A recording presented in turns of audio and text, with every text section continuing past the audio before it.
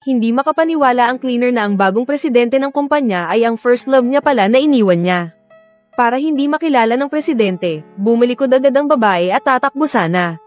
Pero sa kasamaang palad, aksidente niyang nasipa ang basurahan. Agad na napukaw ang pansin ng presidente. Pero hindi man lang siya nito pinansin. Sa gitna ng maraming media, nagkasalubong lang sila. Pero walang nakakaalam, halo-halo ang emosyon ng presidente. Hindi niya akalain na ang babaeng nagpahirap sa kanya at nagpakulong sa loob ng 7 taon, ay magiging cleaner pala. Habang pinagmamasdan ng babae ang dating minamahal, na ngayon ay isa ng bilyonaryo. Masaya siya para sa lalaki. Kahit alam niyang, baka mawala na ang trabahong ito na pinanggagalingan ng pambayad sa gamot ng anak niya. Pero kontento na siya, habang tinitingnan ng presidente na pumapasok sa elevator, naalala ng babae ang 18 taon na nakalipas. Noon, matalik na magkasintahan sila. Masaya silang dalawa nang dumating sa tagpuan nila. May magandang balita ako sa iyo.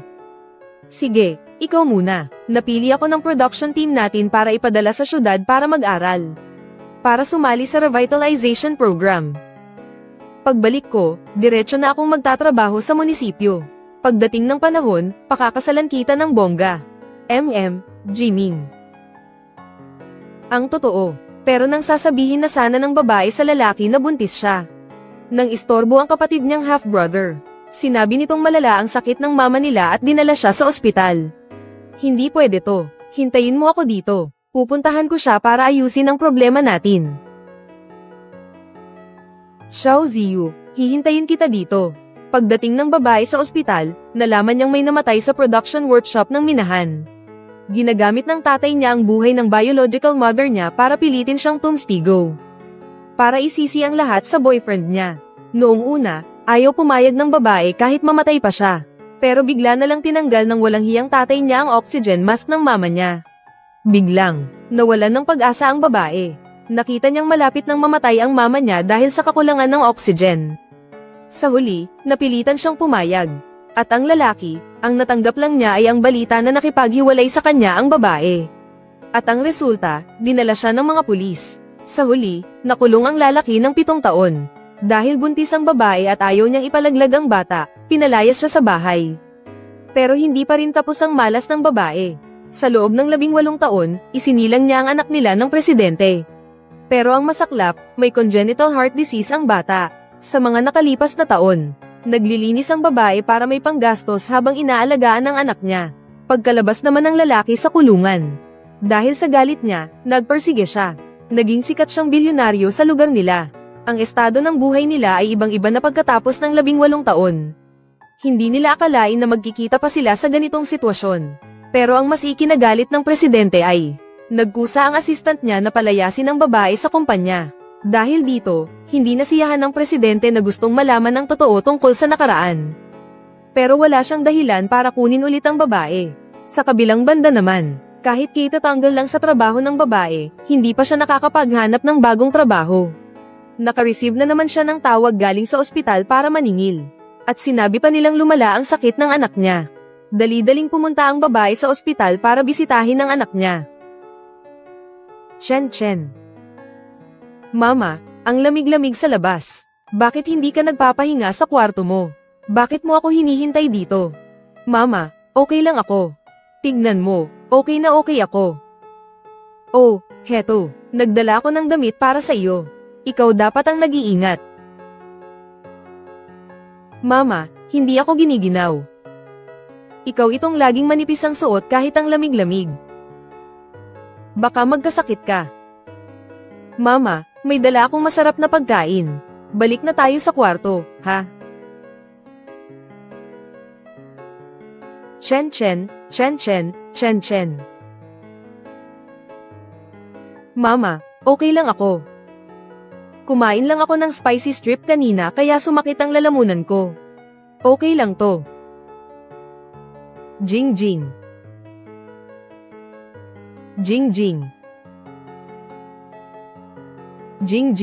Shishi, anong nangyari? Tumawag sa akin ang driver ni Jin kanina. Inatake raw sa puso si Papa sa daan. Pumunta raw ako agad sa ospital. Anong gagawin ko? Huwag kang mag-alala, nadaanan ko lang ang ospital kanina. Puntahan na kita. U-turn.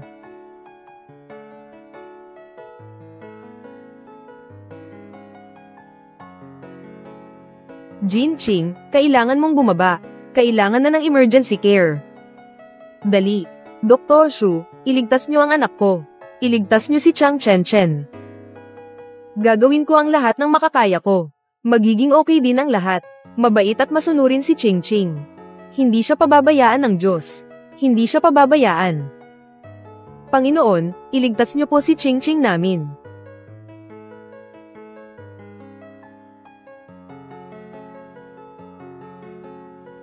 Shushan, Qingqing, buti na lang naagapan agad. Nakalagpas na si Qingqing sa peligro. Mabuti naman, mabuti naman. Sabi ko na nga ba, hindi ako pababayaan ni Qingqing. Xiao Ziyu, lumalala na ang sakit ni Qingqing. Kung hindi siya agad maoperahan, baka sa susunod na atake niya, hindi na siya maagapan.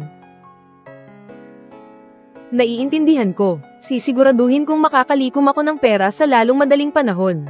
Sa sitwasyon ni Qingqing, dapat malaman ito ni Jin Ziming. Dahil ama siya ng bata, obligasyon niya ito. Dr. Shu. 18 taon na kaming hiwalay ni Jin Ziming. Kasalanan ko ang nangyari noon. Maayos na ang buhay niya ngayon. Ayoko nang istorbohin pa siya. At saka, hindi ako karapat-dapat.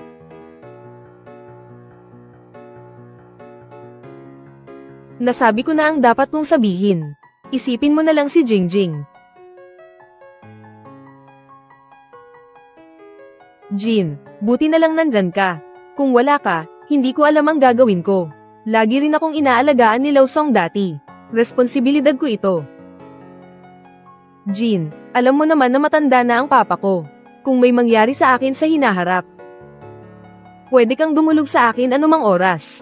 Pasensya na. Hindi akalain ng babae na makikita niya ang lalaki sa ospital.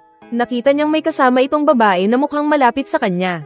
Agad niyang naisip na nakahanap na ng mas nararapat na babae ang presidente. Kahit galit pa rin ang presidente sa babae. Nang makita niya itong nasa ospital, hindi niya maiwasang mag-alala. Para sa babaeng ito na minamahal at kinamumuhian niya. May sakit ka. Dumadalaw ako. Dumadalaw ako sa pasyente. Hindi na kita iistorbohin. Lin Xiangxiu, bakit ka nagkaganito?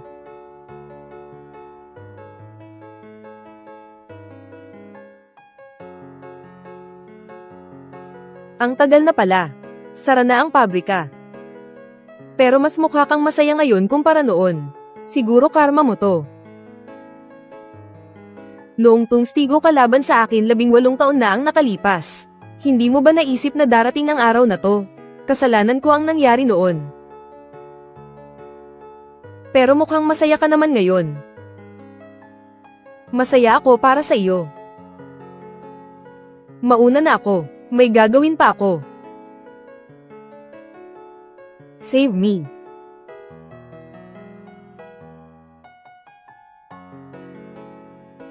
Presidente G, nitong mga nakaraan, busy kayo sa kumpanya at pagdalaw kay Presidente Song. Dapat po ay alagaan nyo rin ang sarili nyo. Dr. Zhang, ilang beses na kayong tinatawagan para magpa-check up. Maliit na sakit lang to, okay lang ako. Hindi po maliit na sakit yun. Noong nasa kulungan kayo, grabe ang. Maupo ka.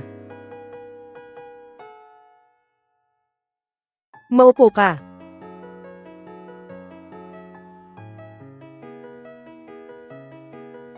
Kuya, low blood ka ba? Siya. Parang kamukha niya ang ex ko. Kuya, maupo ka. Nag-senior high ka na pala. Opo, madilim kasi sa kwarto kaya dito na lang ako sa hallway nagbabasa. Hindi dapat mapabayaan ang pag-aaral para sa college. Bakit ka naman nagkasakit? Nasaan ang mga magulang mo? Pumasok po si mama sa trabaho. Para sa leukemia ko, araw-araw siyang nagtatrabaho. Hi. Sa gabi lang siya nakakadalaw kapag may oras na siya. Si papa naman. Maaga siyang namatay. Hindi ko na siya nakita mula nang ipanganak ako. Patay na siya, Si mama lang ang nagpalaki sa akin sa mga nakalipas na taon.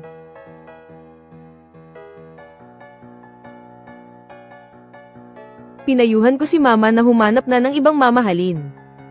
Pero ayaw niya. Alam kong hindi niya talaga makalimutan si papa.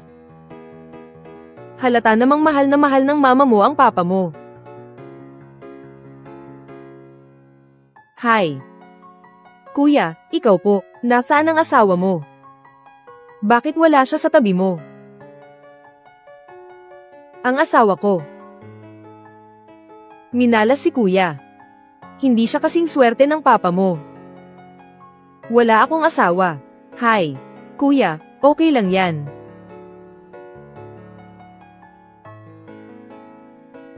Sabi ni mama, paborito raw to ni papa noong nabubuhay pa siya. Kaya lagi ko itong dala. Heto, bibigyan kita ng swerte ni papa. Mahahanap mo rin siya balang araw.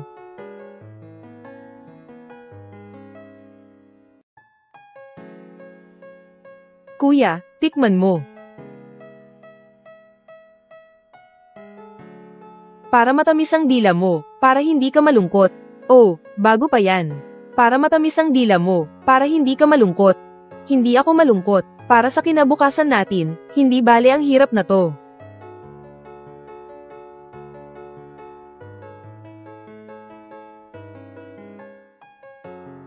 Ito ba yung batang babae? Ilang taon ka na? Anong pangalan mo? Lin ang apelyido ko. Lin Ching Ching ang pangalan ko. 18 taong gulang na ako. Bakit po? Lin ang apelyido mo. 18 taong gulang. 18 taon na kaming hiwalay ni Ling Xiaoshu. Ito bang bata? Sabi ni mama, paborito raw to ni papa noong nabubuhay pa siya. Si papa naman. Maaga siyang namatay. Hindi ko na siya nakita mula nang ipanganak ako. Para matamis ang dila mo, para hindi ka malungkot. Lin ang apelyido ko. Lin ang apelyido ko. 18 taong gulang. 18 taong gulang. Hiha. Pwede ko bang itanong kung anong pangalan ng mama mo? Ang mama ko ay...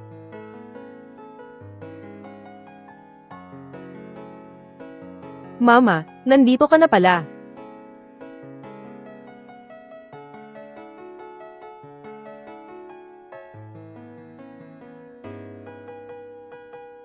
Nanay, mayroon ka na. Paglalabag. Ching Ching, magkano na ang beses na sinabi ng doktor, mahina kang katawan. Umaupo, pupunta na tayo sa kwarto para isama ang dugo. Oo. Tito, pagsama kita muna. Colin. Huwag kalimutang kumain ng candy. Bye-bye. Mananalaysayan, ang damit mong tsinelas ngayon ay parehas sa damit ng inang mo. Nalito ka na ako. Ganda ba? Oo, ganda. Ako po, nakakita ako ng beautiful na damit ng inang mo. Kaya siya po ang inilagay ng isang pair para sa akin. Ikaw po, bati-bati pa, nagpasya si inang mong makita ka ng lahat ng oras. Kung hindi, susundin mo pa rin ang libro hanggang mabuti. Mas importante ba ang katawan mo kaysa sa iyong pangyari? Laos po importante. Pwede ka nang sumuko ng mabuti.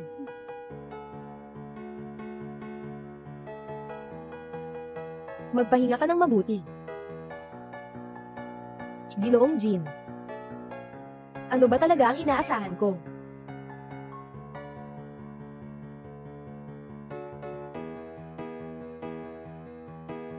Sa mga nakaraang taon kay Xiangshu, matagal ko nang itinuring na anak si Ching Ching. Dr. Shu, pasensya na, wala akong ganitong isip ngayon. Naiintindihan ko ang iyong pagdurusa. Xiangshu, ako ay magiging para sa iyo. Anong bata? May anak ka na. May anak ka na. Sagot mo ako. Ikaw ba ay may anak na? Anong anak at kanino? Huwag isipin ni Ginoong Jin na anak mo yan. Pasensya na. Wala kang kinalaman dito. Sana nga hindi. Ayoko ng anak na galing sa'yo, para sa akin marumi yan. Huwag kang mag-alala, Ginoong Jin. Hindi ako nagdalang tao ng anak mo noong mga panahon na yon. Kahit na nagdalang tao ako. Hindi rin ako'y magpapataw ng sarili. Upang maganap ng isang anak na buhay na kapus-pusuan.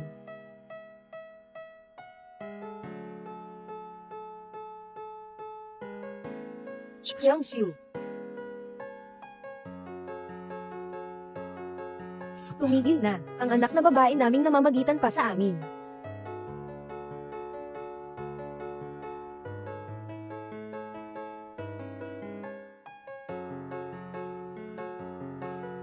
Boss Jin. Tunghayan ang lalaki na ito, gawing lumayo siya sa Jiangzhou. Oo.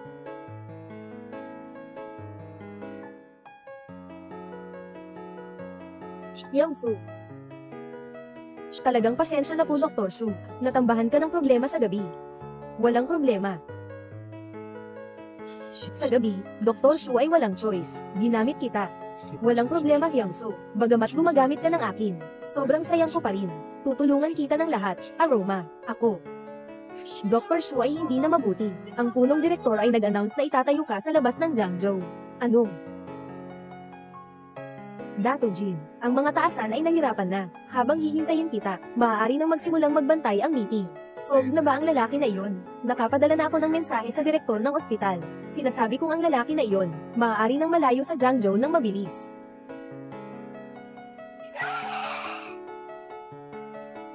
Anong nangyayari? Ito.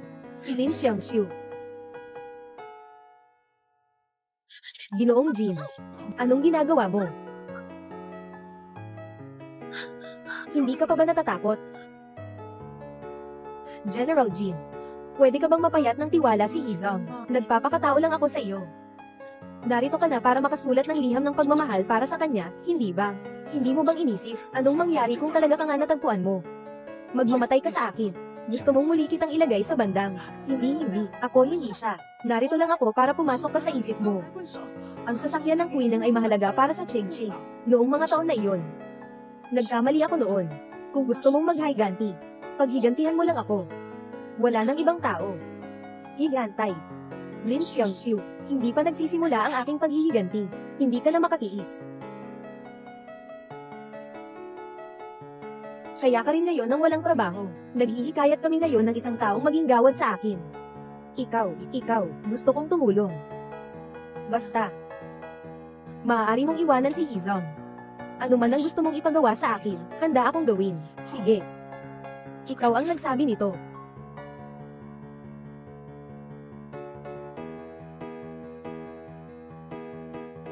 Si Dr. Shu ang pinaka-nakakaalam ng kalagayan ni Ching-Ching. Huwag na huwag mong hayaang maapektuhan ang kanyang trabaho dahil sa akin.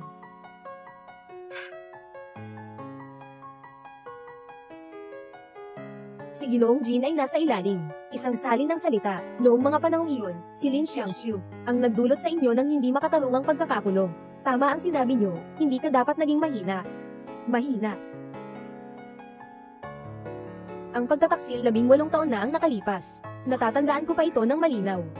Paano ako magkakaroon ng awa? Lahat ng ito ay simula lamang ng kanyang pagdurusa. Ang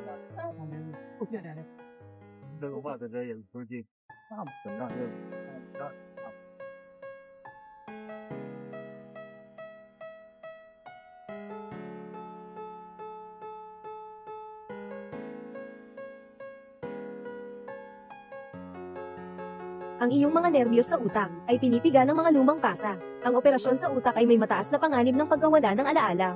Kung hindi gagawin ang operasyon, matutulungan ka lang ng gamot, pinakamulto lamang. Makakatulong ito sa paglalawak.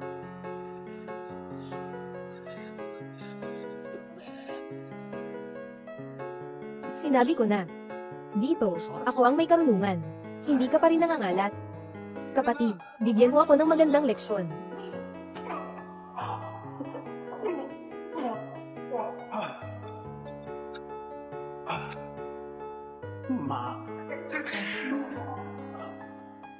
Ituloy mo. Anong ginagawa nyo? Maging tapat ka. Jin Jimmy, ipinadala mo ang liham mo. 3. Umalis kayong lahat.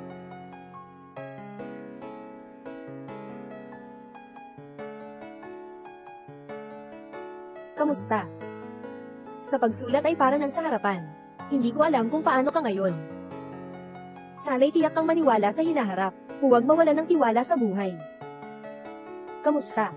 Hindi mo kailangang malaman kung sino ako. Basta't malaman mo na ngayon. Isang araw na uli ang lumipas na malapit ka ng makalaya. Kamusta? Narito ang iyong amulet para sa kaligtasan. Sana'y maging ligtas at malusog ka. Kaya mo yan.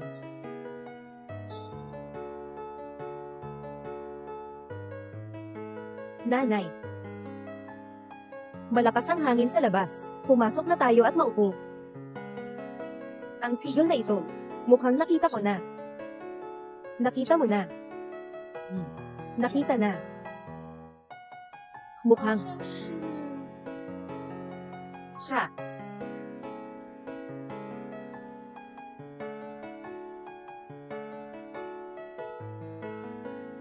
Lin Xiangxiu. Mali, mali, mali. Sino ka ba? Anong ginagawa mo sa paligid ko? Oo, binabawi kita. Huwag mong isipin na makikinig ka sa akin. May anak akong lalaki. Pamamagitan ng matanda, ayaw mo tawagin. May Alzheimer's disease kayo. Siya ay iyong anak.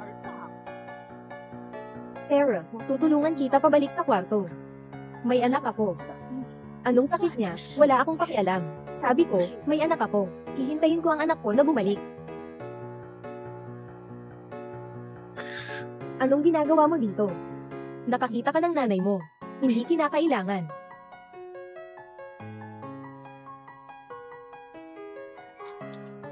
Alam mo ba yan? Amihan at kapayapaan. Sa anong simbahan ba si Manager Jean ay nagsimula? Nahihintay akong tutukuin ko ang pahayag na ibinigay mo sa akin.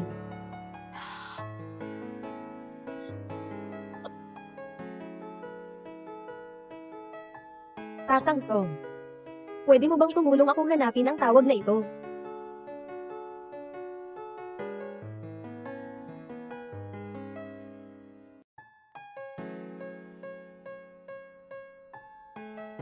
Lola. Umupo ka muna. Umupo ka ng maayos. Maging maayos ka, pupunta ako para hugasan ng prutas. Oo nga. May isa pa akong manugang. At may apo pa.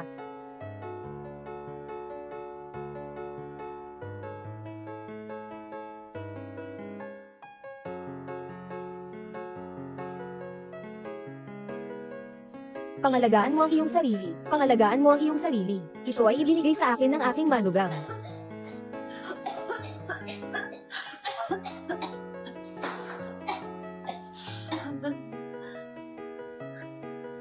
Iyak. Ikaw ang dahilan ng mga problema. Ikaw ang may kagagawan nito. Ikaw ang nagdala sa aking anak sa bilangguan. Pinilit mo akong pumunta sa tahanan ng mga matatanda. Ikaw ang dahilan sa problema. Ano ang ginagawa mo dito? Sasaktan kita. Sasaktan kita. Pasensya na. Ikaw pa ang anak. Pasensya na. Wala na akong magagawa. Huwag kang magalit sa akin. Pwede kang masamang traitor sa akin. Kasong ko ito. Para kumita ang aking ina, natagpuan si Siming. Pasensya na. Pasensya na. Pasensya na. Pasensya na. Huwag kang dumaan dito. Tita, tiyangin, tita.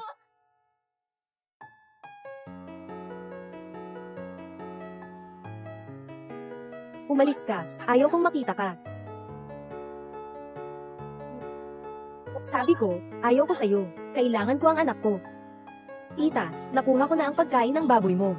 Ibigay mo sa akin. Ako na ang bahala. Hindi mo na kailangan. Ako na.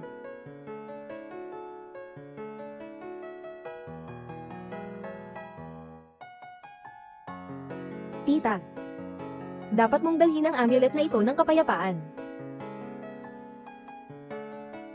Para sa iyo si Jiming at si Ching Ching. Nakakuha silang lahat ng isa. Dapat tayong maging ligtas at mapayapa. Lahat tayo ay ligtas at mapayapa. Si Jiming ay tila naririto sa mga sulat. Dapat ayaw na niyang marinig pa. Tungkol sa lahat ng tungkulin ko. Kumusta? Ang salitang ito ay ang aking mukha. Hindi ko alam kung kayo'y nakaayon ngayon.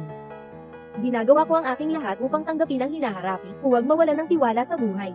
Kumusta? Hindi ka kailangang malaman sino ako, basta't alam mo, na malapit na namang isang araw ang lumipas bago ka makalaya.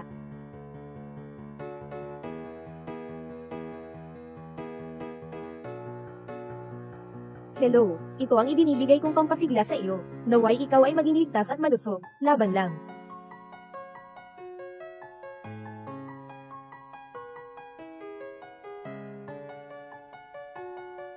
Pampasigla. Ito ay pag-aari ng aming pamilya. May magnanakaw.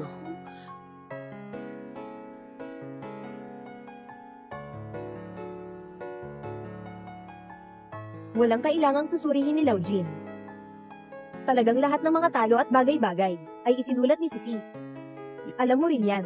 Ito ang bata na laging malapit sa iyo, ngunit sobrang delikado.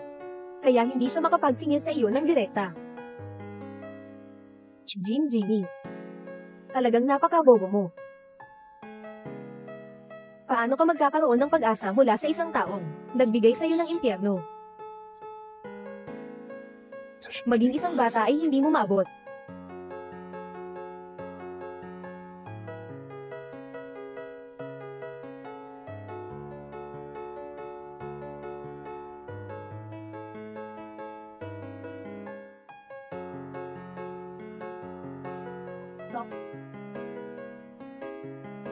Matagal nang iba na tayo.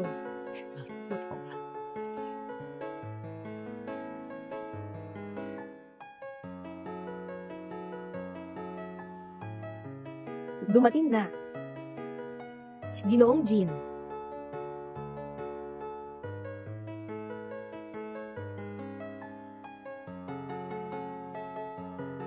Alam mo ba kung bakit kita tinawag? Alam.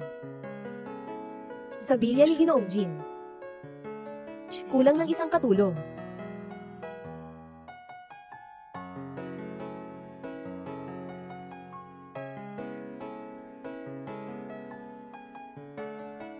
Lumapit ka at tulungan mo akong magbuhos ng alak.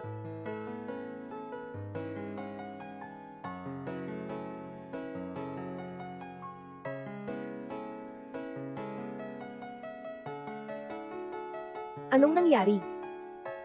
Hindi mo alam kung paano magbuhos ng alak. Nag-iisip ka na mayroon tayong pangdalawang industriya sa bahay. Oh, hindi ito walang alam. Kailangan ng tulong ng dating Pangulong Jin.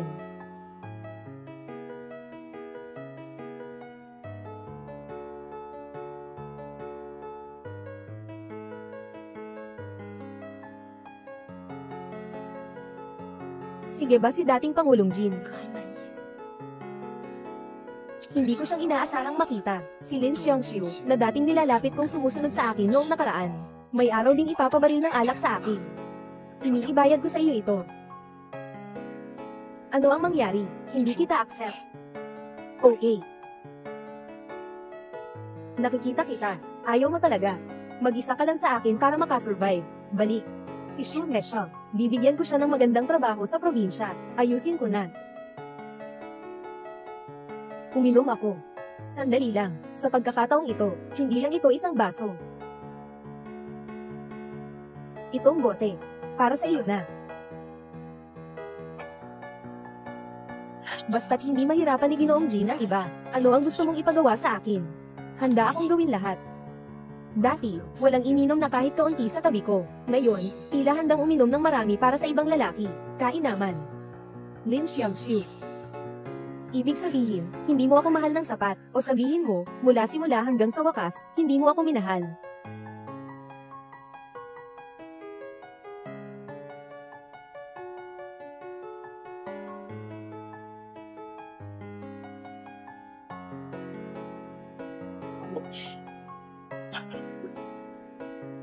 Ginoong Jin.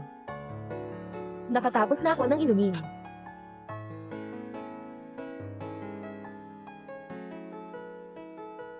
Jin. Ikaw na walang kwentang tao. Ikaw na walang kwentang tao. Mayroong alam ka ba? Ako.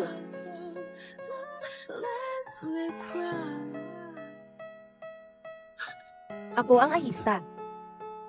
18 taong paglalason at paghihiwalay. At nag-asawa at nagbuntis ka pa sa ibang tao.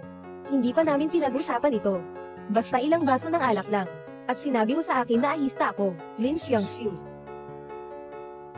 Wala ka talagang puso.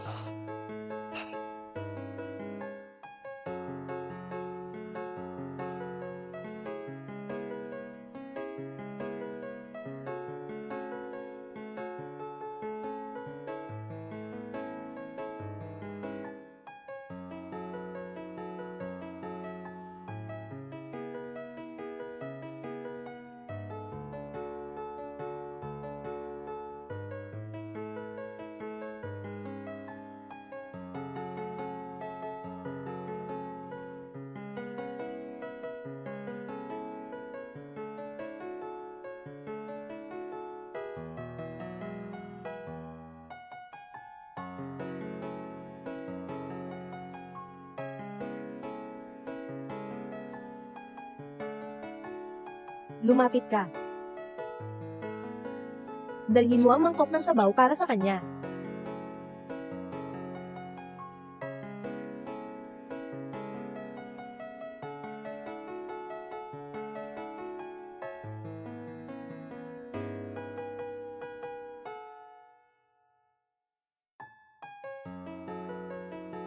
Hoy, nanay. Saan ka pupunta? Nagpapanggil ka sa akin ng maraming beses pero hindi mo tinatawag. Nangyari ba kayo kayang problema? Ching-ching. Nanay. Nanay, sobrang pagod sa trabaho, kaya natatanggalan na lang. Kumain ka na ba? Darating na ako. Kumain na ako. Si Dr. Shu ang tumulong sa akin na kumain. Nanay, wala akong problema. Huwag kang mag-alala. Huwag masyadong mahirapan. Naiintindihan na ni nanay. Salamat ka nga. Mag-ingat kang pagbibigay daan sa doktor. Kapag tapos mo na dito, pupunta na ako sa iyo. Oo.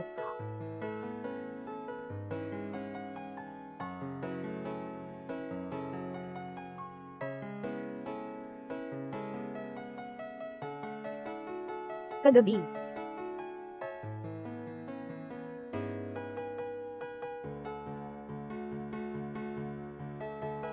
Iniutos ko sa iyo na gumawa ng trabaho dito. Mag-iisa ka pa ba ng madaling araw? Jin, Ginoong Jin, kahapon ng gabi.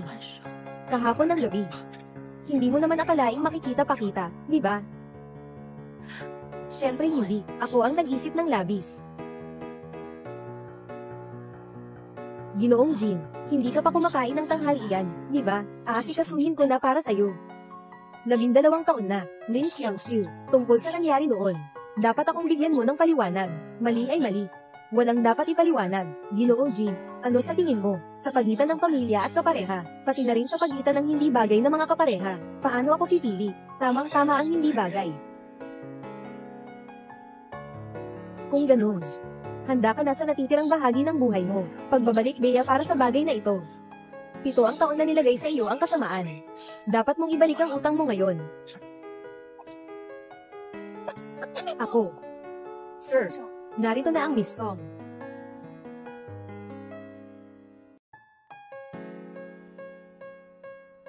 Pasensya na, si Jining. Dahil sa iyo, nakatago ka ng 7 taon sa bullying. Hindi ko matutustos, at hindi rin ako'y may karapatan na mag-interfere sa buhay mo. Kung makakatulungan ka ang paghihirap sa akin, gusto kong gawin yan. Ay, Ama, huwag mong mag-alala, may mga hangganan ako, basta. Hindi naman alam ni Kuya Jin kung sino talaga ang taong iyon. Bumulong lang ako ng kaunting kasinungalingan. Nasa harapan ko na ang pagkakataon. Dapat talaga itong samantalahin. Kuya Jin. Kuya Jin. Magandang pagsasalita, isang dalagang ito. Ipaglaban natin ang halaman. Ano ba ang anyo? Sa pamamagitan ng pagkakapareho sa anyong pamilya, dapat tawagin mo ako ng tatay. At ano pa? Si isang lalaki na 10 anin, siyang puno ng buhay. Hindi ka naman matanda, kaya tawagin kitang Kuya Jin. Kailangan ko ring tawagin kang mahal. Alam mo namang ako ang sumulat ng liham. Kaya hindi na ako magpapanggap. Ikaw, batang babae, sabi ng tatay mo, mahiyain ka. Hindi ko alam kung maaasahan ba. Kailangan mo talagang disiplinahin siya. Huwag naman.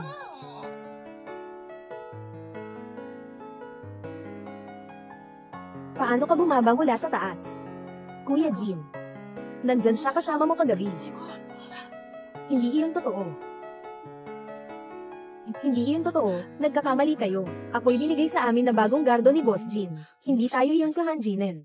Mas naguguluhan kang mag-iba yung sa akin. Tama bang siya ang bagong gardo mong binigay sa amin, Kuya Jin? Siya ang gardo. Kung mayroong balita, bigyan mo ako ng balita. Siya. Siguro ito ang kaning magiliw ni Jimmy ngayon. Ang mas mahalaga. Bata at maganda, hindi tulad ko. Kasalukuyang kahit gaano kabukas. Anong ideya ni Ate Ken ng magulang ko? Ito ay sa lugar na ito. Sa gitna ng golf course na ito. Magdagdag pa ng mga paliparan. Ano ang iyong opinyon, Ate Ken? Kuya Jin, sige, sundin na lang natin ang sinabi mo. Kuya Jin. Lumapit ka dito. Ginang, so, sinasabi ko, anong nangyari sa yaya mo? Hindi ba niya alam na dapat maghain ng tsaa kapag may bisita? Sandali lang po.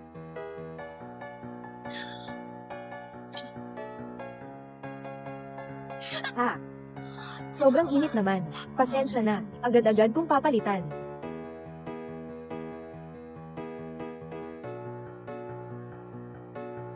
Ang lamig naman.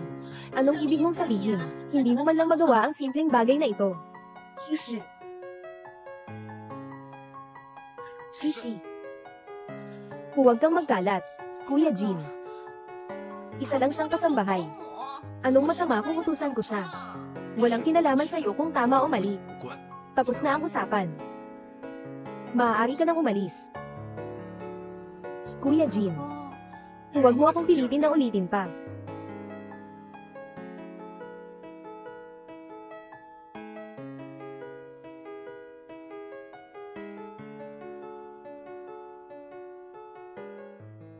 Agad mo itong imbestigahan. Ano ang tunay na pagkatao ng katulong dito? Kailangan ko ang kanyang detalyadong impormasyon. Opo, Ginoo. Katulong. Masama siyang babae na nagpapagaw sa Ate Jin.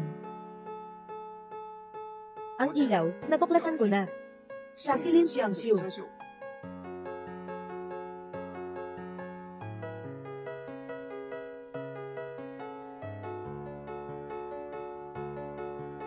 Batay sa aking pag-aaral, siya ang unang pag-ibig ni Jin noong siya pa lang, at siya rin ang nagpapahayag. Nang may ama noong kanyang pagkakasungkit, ngayon, may isang anak na may leukemia. Nagtatrabaho siya sa iba't ibang lugar para gamutin ang kanyang anak na babae. Akala ko ay isang kakumpetensya lang. Ngunit siya pala ang masamang babae na nagdala kay Kuya Jin sa kulungan. Saan na siya ngayon? Nasa ospital siya ngayon. Inaalagaan ang kanyang anak na may leukemia. Parang sinasabi niyang kailangan palitan ang sterile na kwarto. Sterile na si Lin.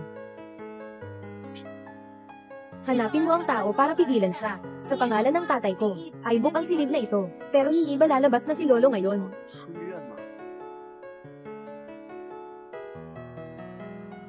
Dahil hindi kayang gawin ni Kuya Jin. Ako na ang tutulong sa kanya.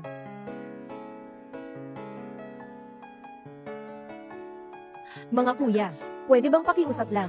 Itong sterile na kwarto, isa na lang ang natitira, pero hindi na makapag-antay ang sakit ng anak ko. Pwede bang, ibigay niyo sa akin ang kwarto na ito? Lumayo ka, sinasabi, na ang silid na ito ay nakalaan na para sa aming Ginoong Song. Hindi mo ba naiintindihan ang sinasabi ng tao? Bakit ganyan kayo? Si Ginoong Song ay talagang nakaschedule na para sa discharge ngayon. Ngayon ay nag-book ng silid. Hindi ba't ito ay pag-aaksaya ng mga yaman sa kalusugan? Tama ka, kuya, talaga namang kailangan namin ang silid na ito. Kuya, umalis ka. Kuya, pakiusap na. Baka pwede mong kausapin si Ginoong Song. Ibigay ang silid na ito para sa anak kong babae. Walang usapan. Sa ganitong buhay mo, hindi mangyayari. Sino ang akalaing makikipag-agawan sa akin at sa pamilya Song para sa silid ng pasyente?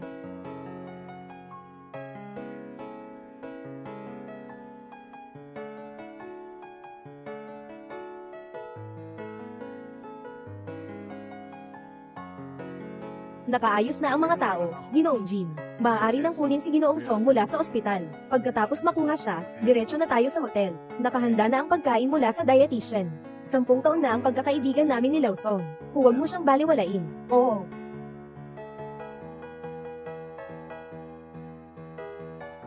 Miss Song, maaari mo bang tulungan kami sa oras na ito?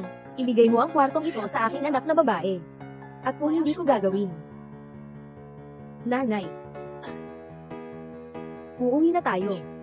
Walang kailangan ng sterile room dito. Sinong si Qiuqing? Sinong nagbibigay ng walang sinama? Sinabi ng Dr. Shu na ito ay importante. Gusto niyang makapagtandaan ang iyong katawan. Hindi mo pwedeng iwanan ng sterile room.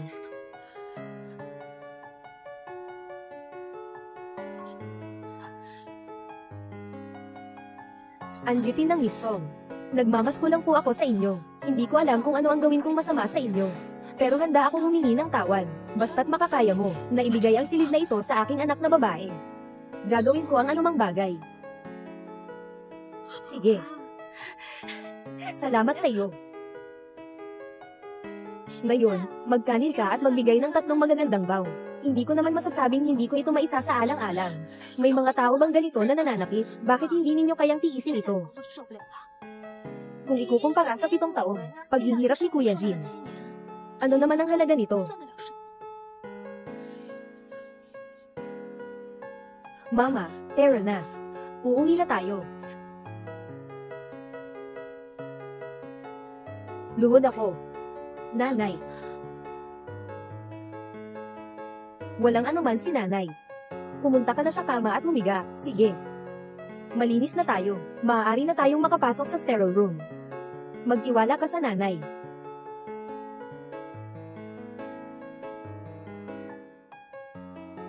Ginang, Song, pakiusap, pag-isipan mo ito ng mabuti. Para sa aking anak na babae, 100 na buhay.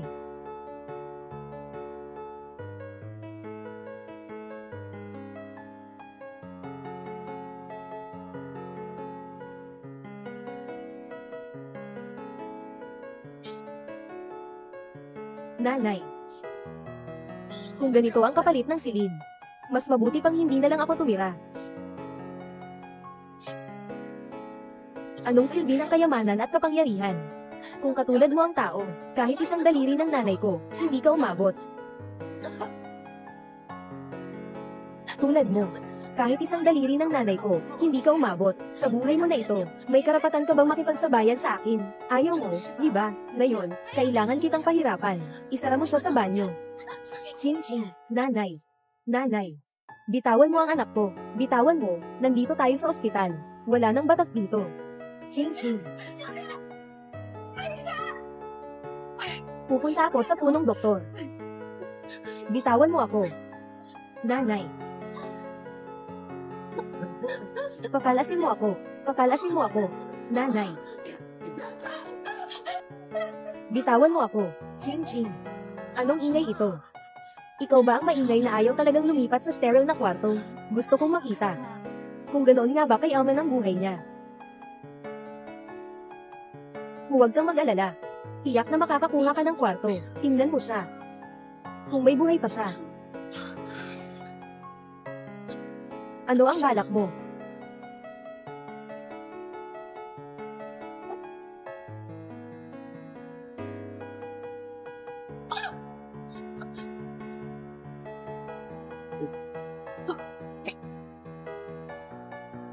Narinig ko na ang mga may leukemia ay pinakamaselan, lalo na ang kanilang mga daanan ng hangin. Huwag. Nanay. Nanay. Hindi. Song Shishi, anong problema mo sa akin? Huwag ka mungkahi ng anak ko. Ito, masama ang sinasabi mo. Iniisip ko na lang kang magiging problema sa akin. Swerte lang ng anak mo na napasama sa iyo bilang ina. Ching-ching. Bitawan mo ako. Kamay.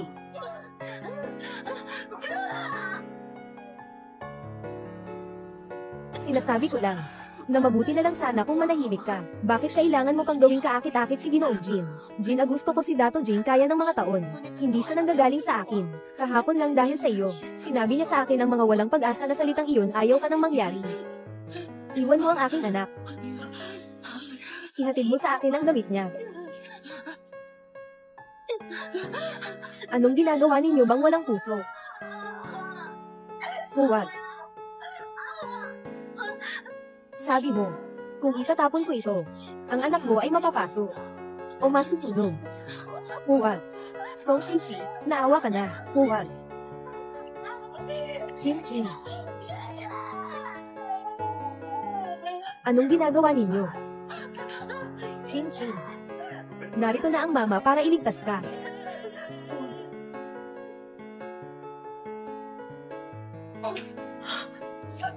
Ching-ching. Ching-ching. Mag-ingat, Doktor. Ang batang ito ay anak ni Xiangxiu. May anak ka na. Sagot mo ako. May anak ka na ba? Anak kanino? Sinabi ng aking ina, ito ang ginto na paborito ng aking ama bago siya namatay. Ang apelyido ko ay Lin at ang pangalan ko ay Lin Ching-ching. 18 na taong gulang ako ngayon. Tayos na ang anak ko pa rin ay nasa paligid. Ang aking ama ay namatay. Ginto na paborito niyang kumain bago siya namatay. Walang pagmamahal si Xu Yuxiang sa kanyang anak. Nagsinungaling si Lin Xiangxiu. Yung bata ay... Aray. Kuya Jin, saan ka pupunta? Hindi ba't sabi mo'y kukunin mo ang tatay ko mula sa ospital? Bumakbang ka. O Diyos. O Diyos, protektahan mo ang aking anak na babae at sana'y walang mangyaring masama. Sino ba talaga ang anak?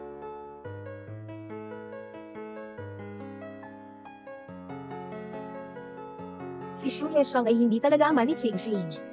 Lin Xiangxiu, bakit ka nagsisinungaling? Sino ba talaga ang anak ni Ching-ching? Hindi siya iyo. Naghiwalay tayo 18 taon na. Ngayon ay 18 taong gulang na siya. Siya mismo ang nagsabi sa akin. Hindi niya kailanman nakita ang kanyang ama mula pagkabata. Ang candy na ito ay paborito ng kanyang ama.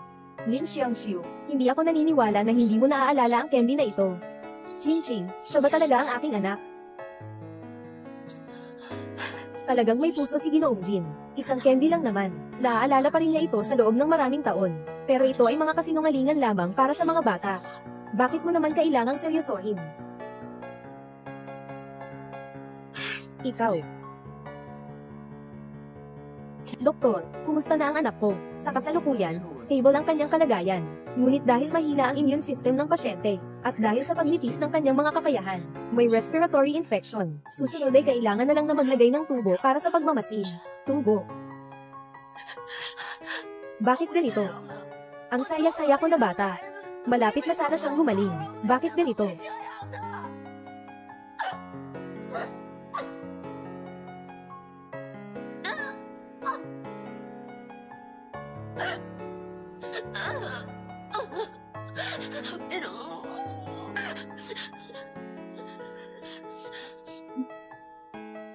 Sakupin ang lahat ng gastusin sa medisina ni Lin Ching-ching. Ihahayag ang kanyang mga datos sa dugo. Suriin ang relasyon ko sa kanya.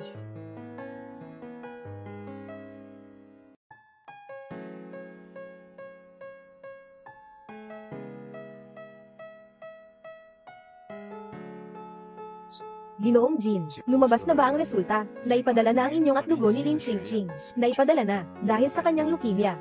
Medyo komplikado ang proseso ng pagsusuri, kailangan pang maghintay ng ilang araw. Kapag lumabas na, ipaalam mo agad sa akin. Oo nga, Ginoong Jin. May isa pang bagay. Gusto ni Ginoong Song na makipagkita sa iyo. Siguro tungkol ito kay Miss Shishi. Wag na, hayaan siyang magpahinga ng maayos. Ang ating pakikipagtulungan ay pansamantalang itinigil. Hintayin natin kung kailan siya. Maganda kang tumayo sa iyong anak. Kapag nauntog mo na, susundin kita. Oo.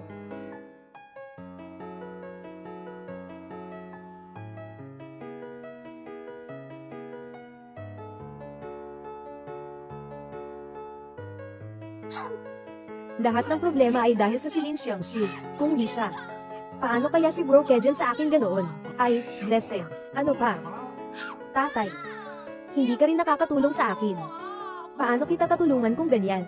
Si Pupo, ako ang iisa mong anak. Sinasabi ko na naman. Hindi kayo maganda bago si Jin Jining. Kahit masinis ko, ginawa ko na rin. Pero ano ang nangyari? Hindi mo rin naman nakuhang samantalahin ang pagkakataon. Ngayon, naapektuhan pa ang proyekto ng grupo. Isipin mo rin naman ang tungkol sa tatay mo. Noong nasa ospital ako, yung mga shareholders ay abala na. Ngayon, pati ang proyekto ng ex-grupo ay nawala na. Paano kung maipapaliwanag ito sa grupo? Tay, umupo ka muna. Ay naku. Tay, may naisip ako. Makakatulong ito sa akin. Gusto mo bang subukan? Ano na namang baluktot na isip mo? Ay, hindi pwede, hindi pwede. Kung ito ay mabaygo. Huwag mong sabihin grupo na, pati na rin ako at si Kuya Jing. Hindi na kami magiging magkakaibigan. Tay, kung magtagumpay ito, hindi lang si Kuya Jing ang makikinabang, pati na rin ang ex-grupo. Kailangan ng magtrabaho para sa atin, ang pamilya Song. MM. Tatay. Dr. Shu, gaano katagal bago magising si Ching Ching sa ganitong sitwasyon? Sa ngayon, kailangan lang niyang umasa sa nutrisyon. Dahil sa chemotherapy, mahina ang mga ugat ng paghinga ni Ching Ching. Ang kanyang immune system ay hindi pa sapat upang suportahan ang kanyang paggising. Bakit ganito? Bakit, Diyos? Kailangan pang magdusa ng anak kong si Ching Ching. 10 taong gulang pa lang siya. Mas gugustuhin ko pang ako ang nakahiga rito. Pasensya na, anak. Magiging maayos din ang lahat. Isang nakakaantig na eksena. Mahalagang relasyon ng ina at anak. Gusto kong bigyan kayo ng award ba? Anong gagawin mo dito? Iniisip ko talaga kang mag-isip. May CCTV dito sa sala NG Hospital. Huwag kang mag-alala. Walang ideya akong gawin sa'yo. Narito lang ako ngayon. Narito para makapagbigay ng isang pakikipag-ayos sa iyo. Walang magagawa naming pakikipag-ayos sa pagitan ng aming dalawa. Pakiusap, umalis ka. Bat? Anong mangyari kung ipagawa ko na siyang maaaring maligawa ng iyong anak? Anong mangyari kung ipagawa ko na siyang maaaring maligawa ng iyong anak? Sige, kayong dalawa lang magsalita. Bimbin ang aking kaalaman. Ang iyong anak na babae ay naka-ospital at may chemotherapy. Kailangan ng malaking halaga ng pera, tama ba? May 3 milyon sa itulong na ito. Sapat na iyon para sa lahat ng panggastos ng iyong anak. Anong gustong gawin mo? Masimpleng lang. Gusto kong makilala si Bro. Jean sa iyong pangalang. Nakitaan mo siya sa hotel ng Lanting. Ang address ay nasa hotel ng Lanting.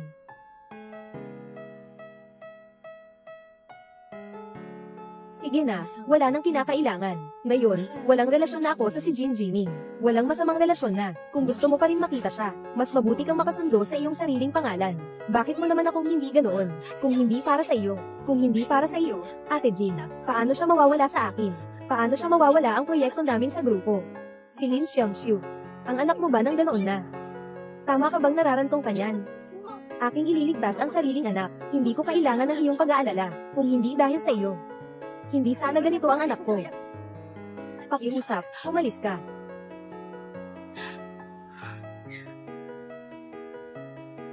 Kung ganun, sana hindi ka magsisi.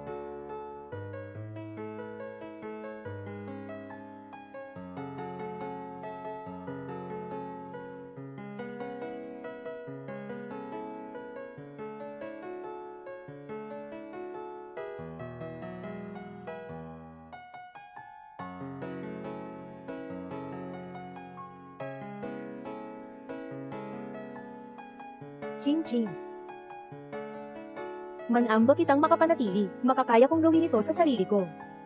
At sigurado akong maaari kang makapayapa at wala kang baste.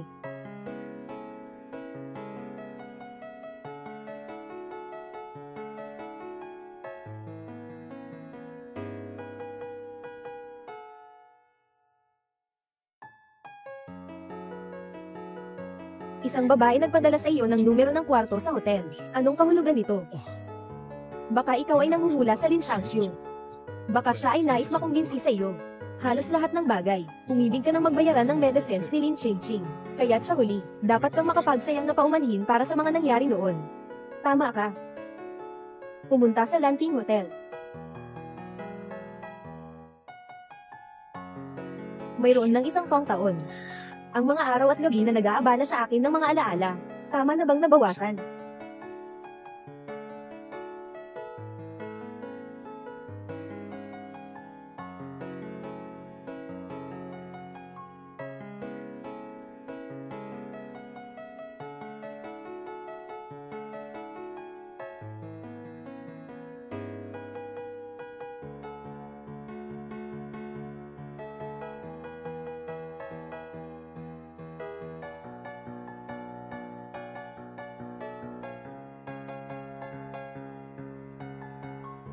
Hyungsu.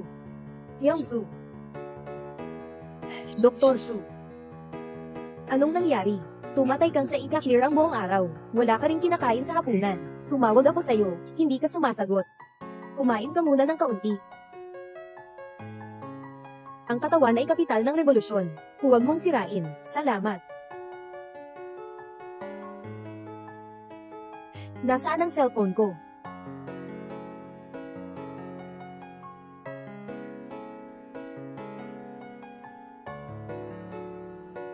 Hindi maganda.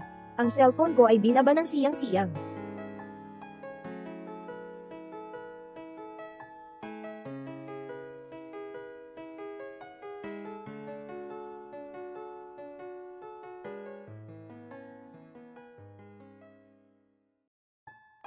Siyang-shi.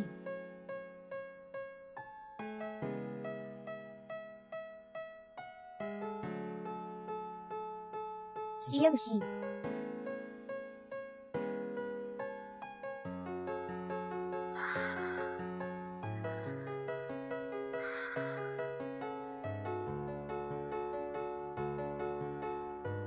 Siyang-shi. Anong nangyari sa iyo ngayon? Ikaw ay medyo maliit ngayon.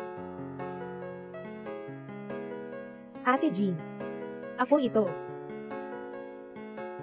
Song Shishi, anong ginagawa mo dito? Nasaan si Lin Xiangxiu? Jean Dage. Sa isip mo, si Lin Xiangxiu lang ba? Hindi ako naniniwala na hindi mo nakikita ang nararamdaman ko para sa'yo. Tumingin ka sa akin. Ipapakita ko na sa'yo ngayon. Kapatid Jean. Bigyan mo ako ng isang pagkakataon, okay? Isang beses lang.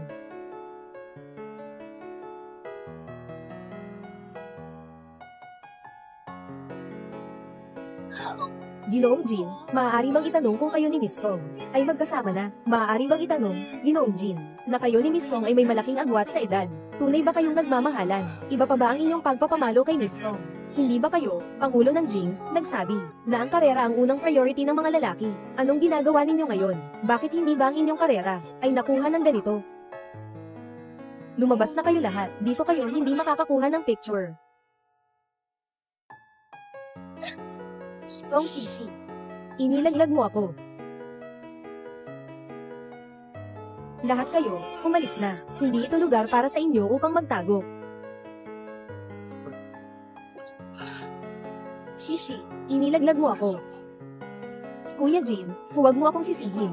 Lahat ng ito ay ideya ni Lin Xiangxiu. Mahal na mahal lang kita. Lin Xiangxiu, alam niya na gusto kita. Kaya't nilapitan niya ako, iningi sa akin ang isang halaga ng pera. Siyang nagplano ng lahat ng ito.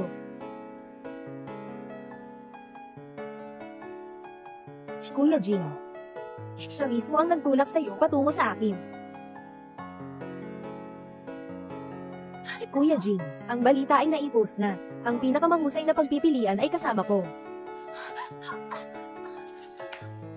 Jing Jimmy, huwag kang susundin sa akin. Anong ginagawa mo? Nag-iisa ka ba? Oo, nag-iisa ikan nga. Lin Xiangxiu, sino ang iyong naniniwala kang siya? May kaugnayan ba kami, Lin Xiangxiu, sa iyo? Akala mo sino ka? May kinalaman ba ako sa iyo at kay Song Shishi? Bakit ikaw ang nagdedesisyon para sa akin? Hindi ko maintindihan ang sinasabi mo. Hindi ko maintindihan. Tama, palagi kang sinungaling. 18 taon na ang nakalipas. Nagawa mong isakripisyo ang anak ng isang kabit. Inakusahan mo akong makulong. Ngayon, syempre, maaari mong ibigay ako sa isang tao para sa pera. Ibigay mo ako kay Song Shishi. Lin Xiangxiu, talagang sinaksak mo ako. Sa aking dibdib. Ang mga nangyari noon ay aking pagkakamali. Tinatanggap ko. Ngunit hindi ko ito ginawa, hindi ko ito itatanggap. Kapag kailan para sa pera, ay bigyan kita ni Song Shishi. At mayroon ka pa bang pagsasalaysay?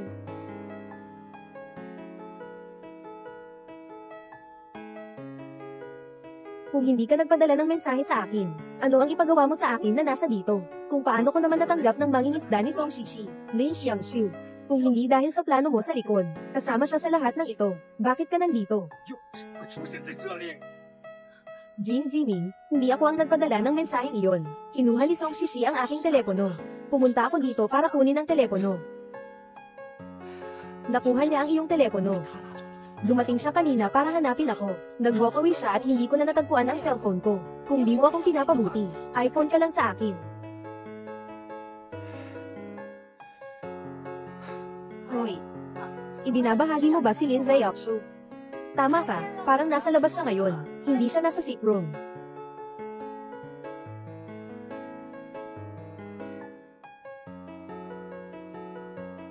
Nagawa na namin ang sinabi ni Miss Song. Ito ang iyong tinatawag na. Ang cellphone ko ay tinakasin ni Song Shishi. Ngunit napakaroon ng cellphone ko ni Song Shishi. Sobra na. Tinatamad akong magbigay ng pagkakautan. Sino pa kung hindi ka ang nagbibigay sa akin sa bawat beses? Lin Xiangxiu. Sa puso mo, talaga bang wala akong halaga sa'yo?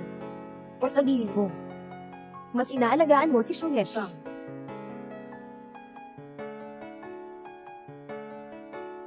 Jin Jiming.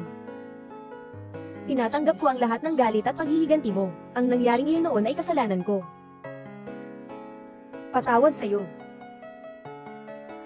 Lahat ng ito ay bunga ng aking mga pagkakamali. Ngunit ang alitan natin ay walang kinalaman kay Xu Heshang. Magandang walang kinalaman nga. At may kinalaman ba ito kay Song Shishi? Ang mga bagay ko, bakit kailangan mong tulungan siya sa kanyang balak? Lin Xiangxiu. Nasa mga mata mo. Mura lang ako, hindi ba? Parang basura na pwede mong itapon. Sa kung saan man, hindi ba?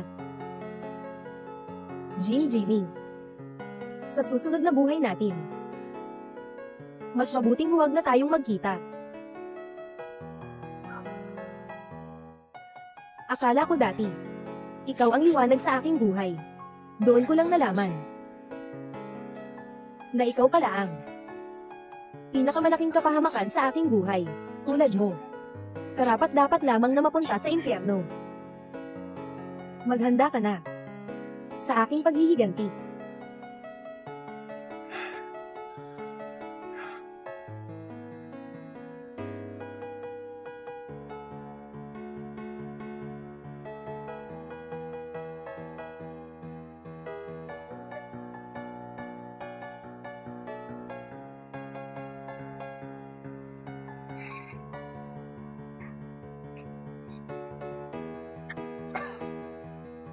Manong Jane, alam kong iyan. Iyan ay hindi tama ng ating inang Shishi. Ito lang namang anak ko, tama ba?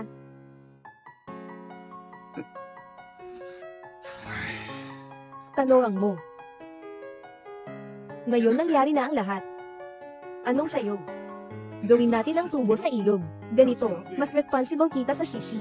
At maaari ka pa rin buksan ang reputasyon ng iyong ex-group. Ang ganito ba't di maganda? Responsible. Hindi nangyari ang anumang bagay sa aking anak. Anong responsible ko? Silaw Song. Magkaibigan na tayo ng maraming taon. Ikaw at ang iyong anak na babae. Ano ang iniisip ninyo? Akala mo ba hindi ko alam? Talaga bang hindi ka natatakot na magalit ako? Oo. May iba akong balak.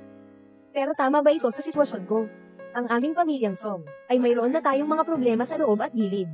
Ikaw ay walang kasamang i-endpoint ang kontrata. Hindi ka ba nagpapakilala akong sa walang daan? Ang aming Miyu ay medyo walang kontrol. Lumapit ka. Si Shishi sa aming tahanan, tungkol sa pamilya, edad, hitsura, aling isa ang hindi kayang makipagsabayan kay Lin Xiangxiu. Siya, isang babaeng nagtaksil sa iyo, hindi siya karapat-dapat sa iyo. Oo, Kuya Jin. Si Lin Xiangxiu ay talagang, hindi karapat-dapat na ilagay mo siya sa iyong puso, ngunit ako, talagang tapat sa iyo. Kuya Jin. Ano sa tingin mo tungkol sa kanya? Hindi pa kayo ang dapat magbigay ng opinyon. Paalisin sila. Jin Jiming. Huwag kang masyadong mayabang. Magkapatid tayo sa loob ng maraming taon. Handa akong ipakasal ang aking anak na babae sa iyo. Iyan ay dahil sa iyong pagkilala. Huwag kang maging mapagmataas, kapatid. Ikaw at ang iyong anak na babae ay nagbabalak laban sa akin.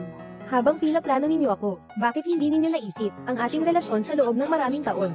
Ngayon lang kayo nagbanggit, masyado ng huli, ating kapatid Jin. Oo, nagkamali ako sa bagay na ito. Ngunit ayon sa akin, ito ay dahil sa sobrang pagmamahal ko sa iyo. Ngayon, ang balita ay nasa labas na. Ang pang-aklas ng kumpanya ay bumagsak upang mapawiin ang pagkawala ng pera. Ang pinakamahusay na solusyon ay ang magpataw. Ate Jinshi. Ako si Jin Jimmy.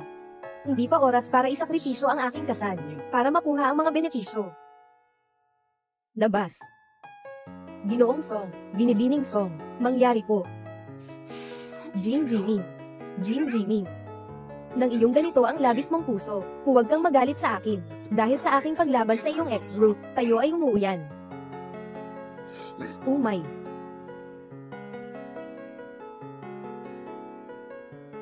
Inihantong sila. Oo, Ginoong Jin. Kamakailan, ang kasalukuyang presidente ng grupo na si Jin Jiming, ay iniulat na may kaugnayan sa anak ng pamilya Song na mas bata ng 15 taon, na nagstay sa hotel, at matagal nang walang balita tungkol sa kasal. Lahat ay nag-iisip, si Manager Jin ay nagmamaneho sa batang babae na pumunta sa kama, upang mapalaganap ang negosyo ng dalawang pamilya.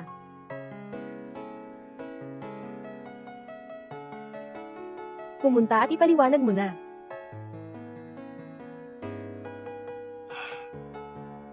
Ang buong buhay ng tao, ay mayroon lamang 30,000 na araw. Hindi ko gusto na makita ka, na nabubuhay sa pagmamayak. Huwag maging banta ng pag-iwan ng regrets. Pumunta at sabihin mo ang dapat sabihin. Ay sabi mo ang lahat ng malinaw. Nagdaan na ngayon 18 taon. Wala nang kailangan ngayon. Para sa akin. Huwag magbayad ng kanyang paghihina ngayon, o ang kanyang pag-aalala. Walang kahulugan na ito para sa akin. Ngayon, nais kong maging matanglo na si Ching Ching. Gusto kong makita siya, na may mapayapang buhay. Tatanong lang, naroon ba si Lin Xiangshu?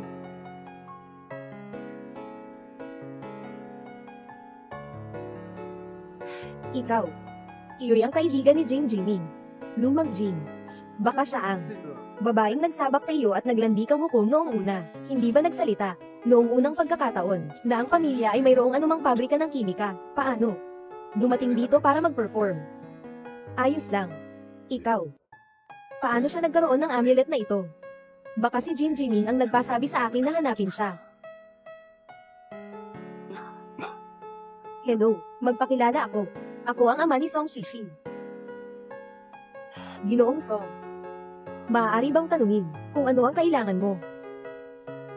Hindi na ako magpapaligoy-ligoy pa. Narinig ko na ikaw ang nagdulot kay Jin Jiming na makulong ng walang kasalanan. Ang dahilan ng pagpunta ko dito ay gusto ko ay latag mo sa harap ng publiko ang mga nakaraang balita. Tulong mo sa pagdirekta ng opinyon ng publiko. Kumilos tayo kasama sa grupo. Gusto mo ba na muli kitang lagyan ng masamang reputasyon ang Jin Jiming? Masama, basta ay yung pisyon sa akin. Ipagawa ko sa iyo ang kontaktong may mga eksperto sa ibang bansa, para sa iyong anak na babae. Ang gastos, ako ang magbibigay. Tama. Tama na. Sana. Kaya ni General Song, ang puso'y tamad. Ito ang aking business card. Kung mayroon kang kailangan, hingi ka sa akin. Lin Xiangshu. Tama ka, hindi ka nagbago. Parang dati pa rin. Malupit.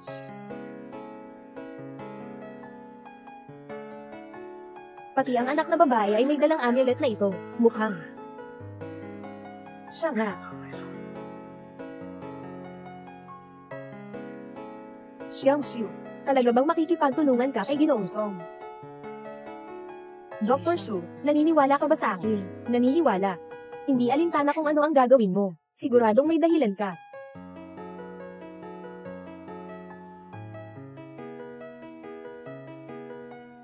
Labindalawang taon, panahon na para ituwid ang mga pagkakamali, si Xiangshu. Ano ang gusto mong gawin? Huwag kang gumawa ng kalokohan. Isang pagkakamali ay nagresulta sa maraming pagkakamali, Jimmy. Ang mga bagabag na pinilit mong ihatid sa puso mo sa ilang mga araw at gabi, ay dapat kong ibalik. Anong ibig sabihin? Anong sinabi mo? Lin Xiangshu ay dati, ang sumusulat ng liham kay Ginoong Jin. Tay, hindi ka nagkakamali, di ba? Hindi nagkakamali. Tay. Tay, kukuha ako ng tubig. Anong tubig ang kukunin, Tay? Tungkol kay Lin Xiangshu, at ang kanyang anak na babae, ay may suot na isa pang amulet na kasing anyo ng kay Jin Jiming. Itong si Lin Xiangshu ay ang taong pinahanap sa akin ni Jin Jiming. Hindi pwede. Huwag nang huwag malaman ni Jin Dave na pananggap ko ang pagkatao ni Lin Xiangshu. Hindi dapat. Tatay, itinaguri mo si Lin Xiangshu na anak ay may amulet din. Kung si Batang Chikiting na iya ay maaaring anak ng Ate Jin, maaari iyang posibleng si Lin Xiangshu ay hindi pa nabinyag. Hindi naman kaya mayroong kumakalat na anak. Ang Lin Xiangshu. Hindi na siya makakalat, bumagsak. Kilalanin ko ang pamilya ng Lin Xiangshu kung saan siyang nakarime. Huwag maging malinaw ang mga balita. Oo po. Ngayon, may problema ang X-Group. Kapag namatay si Lin Xiangshu, sa wakas ay maiintindihan ni Ginoong Jin kung sino talaga ang pinakaangkop na babae para sa kanya.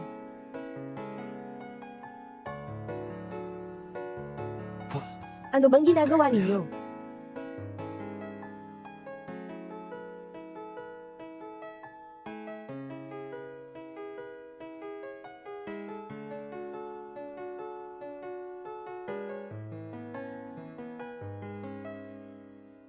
Sino ka at anong ginagawa mo? Kayo ba ang dalawang pamilya ni Lin Xiangxiu?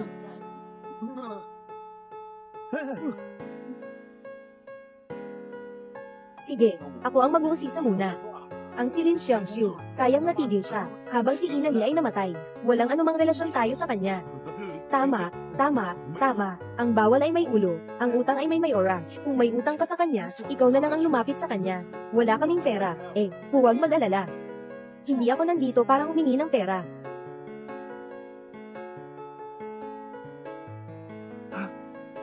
May isang hiling. Basta't sundin niyo ang sinasabi ko. Iyan ang magiging sa inyo.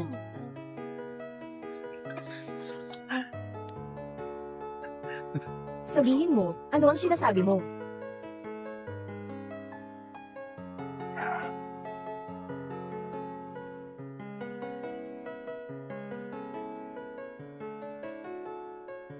Ginoong Jin, Ginoong Jin, Ginoong Jin, Ginoong Jin, ayon sa mga balita mula sa mga tao, noong mga nakaraang taon, ikaw ay nasangkot sa isang kaso. Maaari bang malaman kung totoo ito? Maaari bang itanong, Ginoong Jin, sinabi mo ba, na, hindi mahalaga kahit mamatay ang mga manggagawa? Pwede bang tanungin si Ginoong Jin, nagdusa ka ng 7 taon sa bilangguan? Nagsimula ka na bang magbago? Minsan, tinitingnan mo pa rin ba ang mga manggagawa ng may panghuhusga? Pasensya na, mga Ginoo. Si Ginoo Jin ay hindi tumatanggap ng anumang panayam kamakailan. Seguridad, Ginoo Jin, pakiusap, sagutin mo naman. Ginoo Jin, pakiusap, tumugon.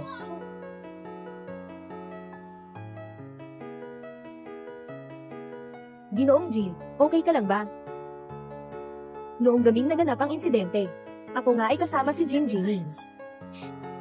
Talagang umalis siya sa trabaho para makita ako. At saka narinig ko pa mismo siyang nagsabi na ang mga manggagawa ay hindi kailangan ng pangangasiwa. Kahit na mamatay, hindi ito mahalaga. Si Lin Xiangxiu ito. Siya ang nagsabi sa media.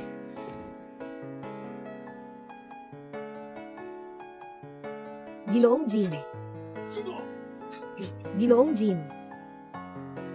Ginoong Jin, nakapag-ayos na ang departamento ng PR sa opinyon ng publiko tungkol kay Lin Xiangxiu. Ano ang tingin ninyo na dapat gawin? Akala ko, ang sugat ay unti-unting gagaling sa paglipas ng panahon. Ngunit hindi ko inasahan na hindi lang ito gagaling. Kundi lalo pang magiging mas malala, kung ganun. Hayaan na rin siyang malasahan ng sakit ng puso. Oo.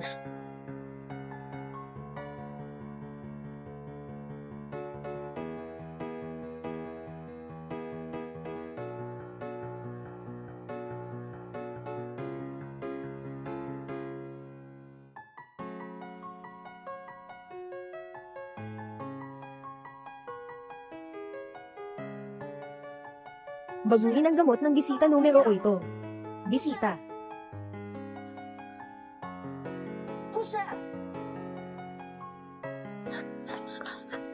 Bisita, nakatapos na ang dugo ng aking anak. Uksa ka na lang akong baguhin. May kailangan akong ihanda ka ng iba. Anong kailangan mo? May kailangan ako. Hanapin mo na lang ang iba. Anong kailangan mo? Hoy, nurse. Nurse, natapos na ang IV drip ng anak ko. Pwede mo bang palitan ito? Dr. Shu. Tinanggal si Dr. Shu. Tinanggal. Yung doktor, pakiusap, palitan mo ang IV ng anak kong babae.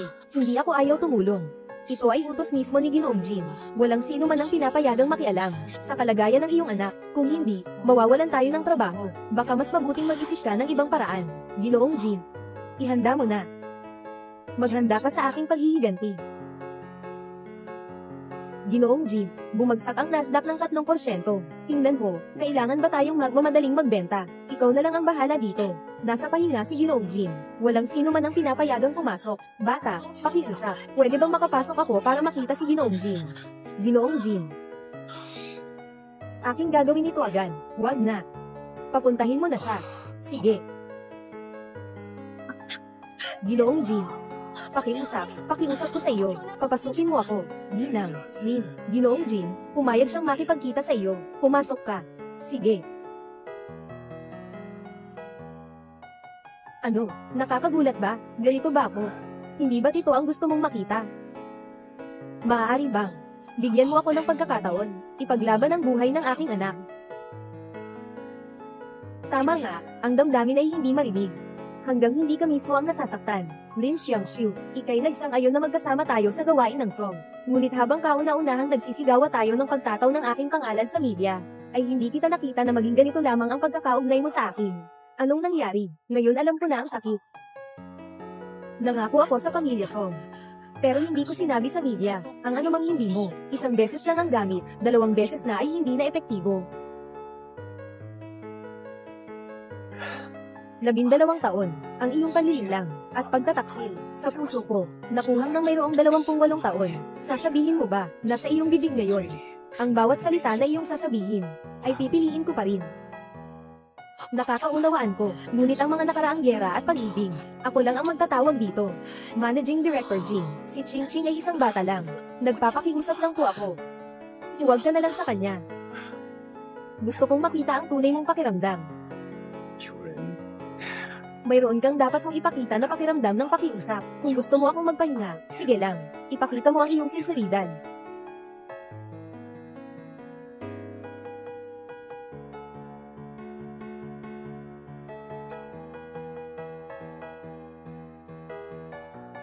Hawakan mo. Gamitin ang kamay.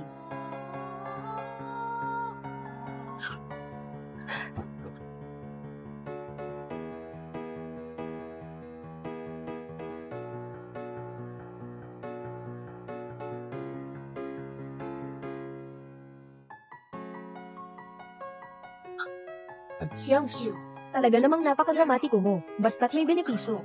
Ano man ang ipagawa sa iyo ng iba, handa kang gawin. Tama ba? Para sa aking anak lang. Sino pa kaya akong babae na gustong gawin ang lahat? Mayroong mama tulad mo si Ching Ching.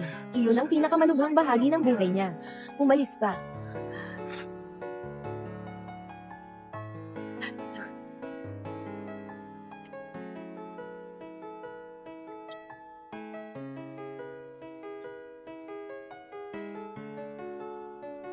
Pangalawa, Mr. Jin. Ang anak ko siya, inihihiwalay kita.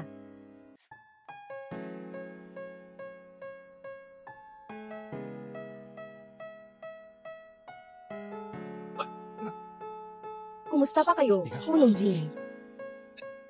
Punong Jin, sige ba tayo magdami ng pakikisundo? Inihihiwalay kita para sundan siya. Bakit ka nagawa ito sa anak? Huwag kang mag-antay, suportahan na ito. Oo.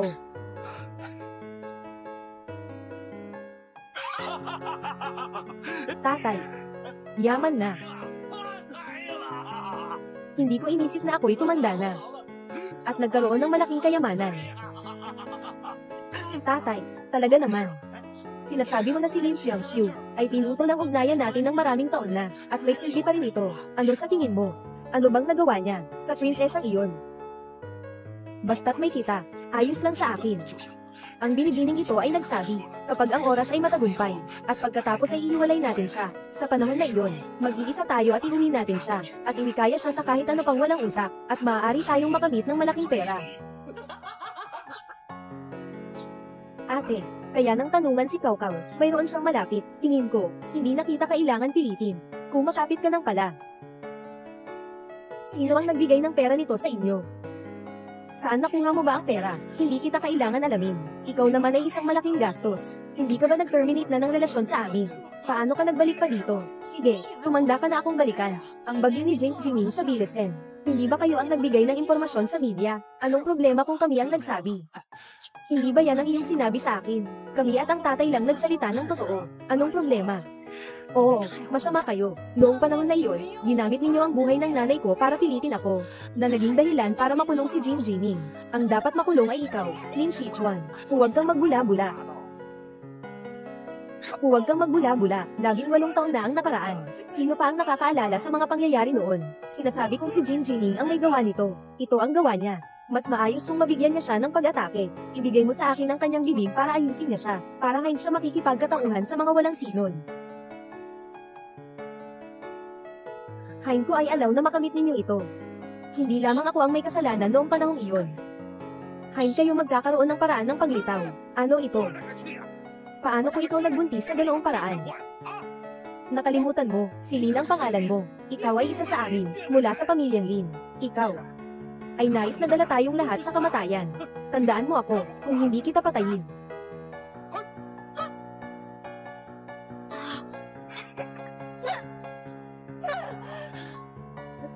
Pupunta ako sa media para linawin ito, at bigyan ng katarungan si Jin Jiming.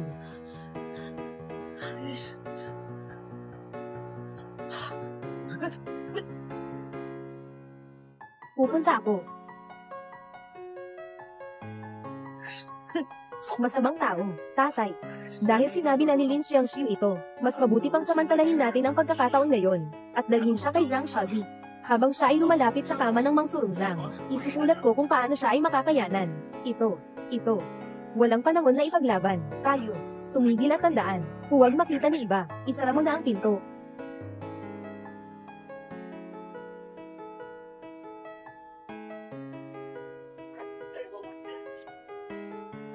Tayo. Sabi mo, magkano ang ibabayad sa atin ng tanga na ito? Siyempre, dapat ay 10,000. 10,000.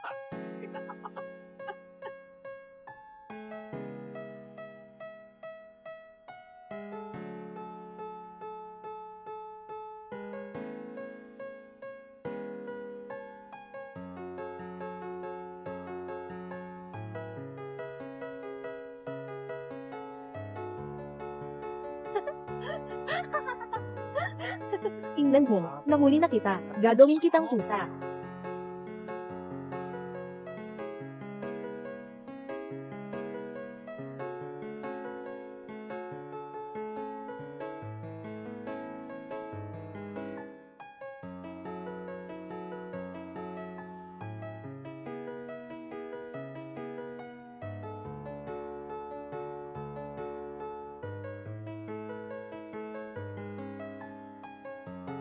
Mayroon na tayong schedule ng mga manggagawa, kaya'y maaaring ipakita na hindi si Jimin ang nagbabantay noong araw na iyon. Habang nagiging mas maayos ang nanay, maaari na kong pumayag na balik sa kaso ni Jimin.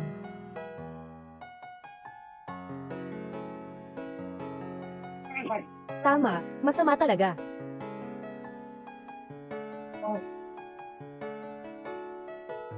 Mag-iisa na, hanapin natin ang oras. Magpatuloy na lang tayo at ilagay ang patay na ito sa wala.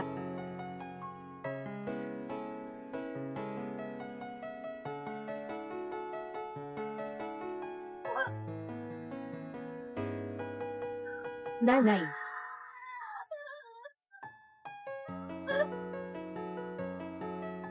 Anong nangyari sa'yo? Huwag mo akong takutin. Buksan mo ang mga mata mo at tingnan mo ako.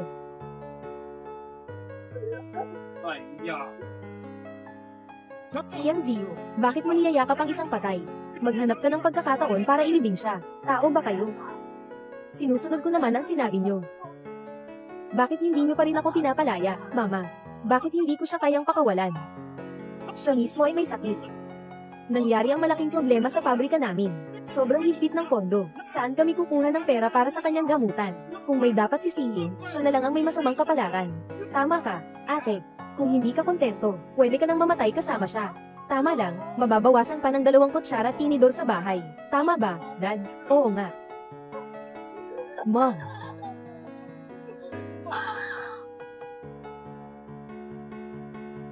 Lumabas ka, Lin Xiangxiu. Hindi mo pa nasisiraan ng bait si Jimin. Hindi mo sila dapat hayaang manalo. Lin Xiangxiu. Tumayo. Hindi pa nakaklear ang kapayapaan ni Jimin. Hindi natin dapat ibigay sa kanila.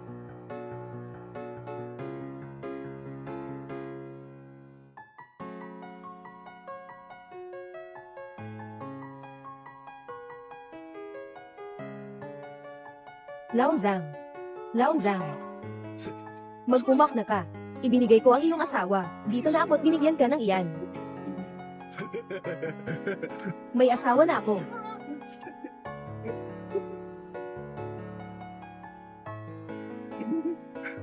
Tama, mukhang maganda. Gusto ko ito. Sige, napili ka na nito. Bayad ka ngayon, at ibibigay kita ng iyan. Ikaw, tingnan mo ikaw. Sa edad ninyo na ito, hindi pa kayo nakasundo sa isang babae. Natutulong ko sa iyo ng ganito. Ano ang mangyayari? Dapat sapat na ang 10,000 piso. 10,000. Okay, may pera akong sapat.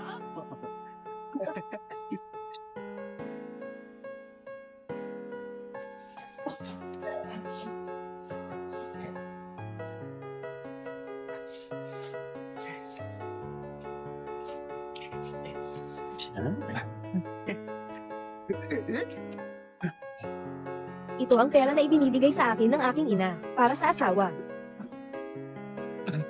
Ay at suwan. Ito. Kanyang ihatid siya sa loob. Oo po.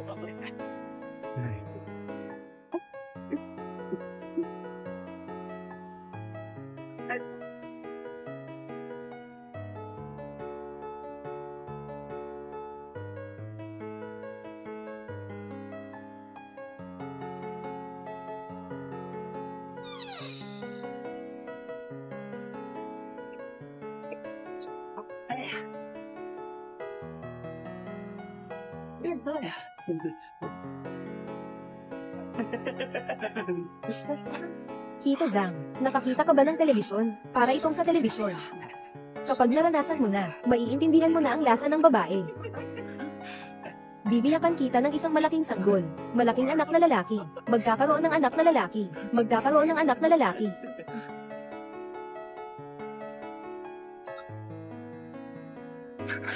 Oo, ganoon lang. Sige, lalabas na kami.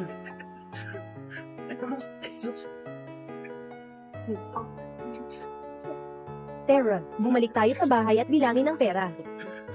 Asawa, narito na ako.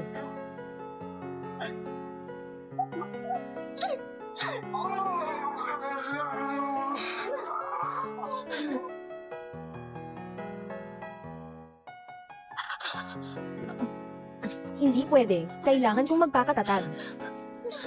Kailangan kong magpakatatag. Asawa. Naglakbay ang asawa.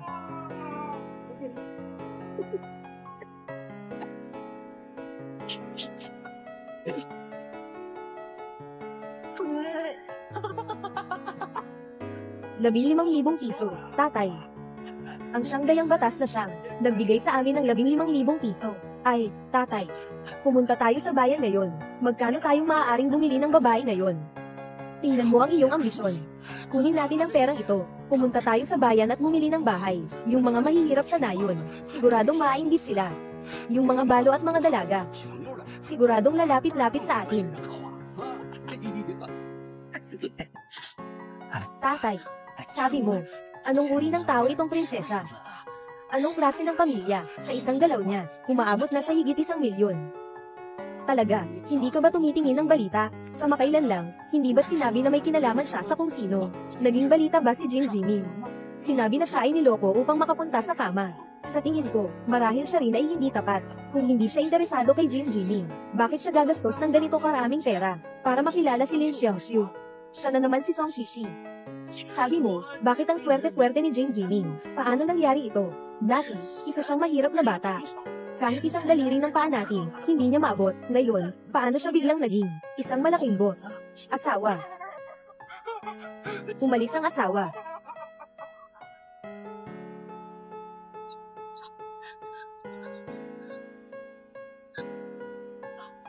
Ay nako, Lao Zhang, bakit ka umiiyak? Bakit ang bilis naman ng pagtatapos? Asawa. Sinipa ako, tumakas. Ano, hindi ko nakita. Aray. Malaking problema ito.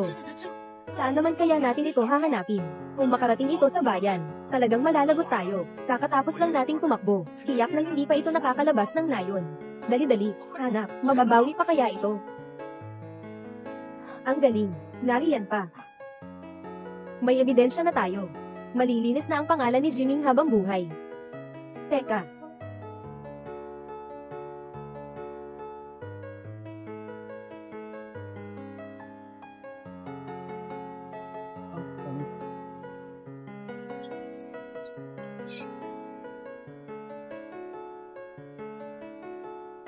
Lin Xiangxiu. Huminto ka. Saan ka pupunta? Huminto ka. Huminto ka.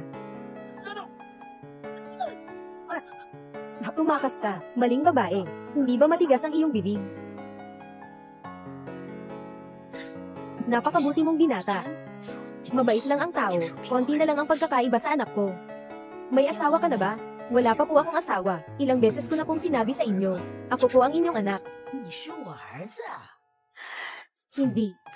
Ang anak ko ay may asawa na at may mga apo na. Paano naman kaya't hindi ka pakasal? Hindi ka ang anak ko. Nanay, tingnan mo nga po ang sarili ninyo. Nalilito ka na naman. Wala pa nga akong asawa. Saan ko ba nakuha ang bata? Nay, may alam po ba kayo? Lalaki po ba o babae ang tinutukoy ninyong anak? Gaano na po siya kalaki? Hindi ko naman po kayo kilala. Bakit ko naman po? Ikukwento sa inyo ang tungkol sa apo ko. Mangangalakal po kayo ng tao. Mangangalakal ng tao. Apo. Imposible ba? Siya ba yung si Lin Qingqing?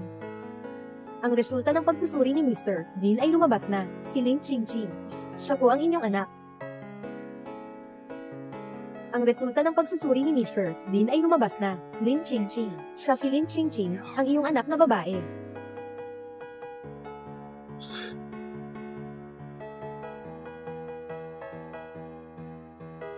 Lin Qingqing. Ang anak ko siya. Anak namin siya ni Lin Xiangxiu. May anak kami ni Lin Xiangxiu. Xiangxiu. Qingqing. Nay, anong nangyari sa iyo? Nay. Nay, anong nangyari sa iyo? Nay. Nay. Ang mabait kong apo. Ang mukha nitong maliit, ang ganda-ganda. Tita. Ingatan mo itong anteng-anteng.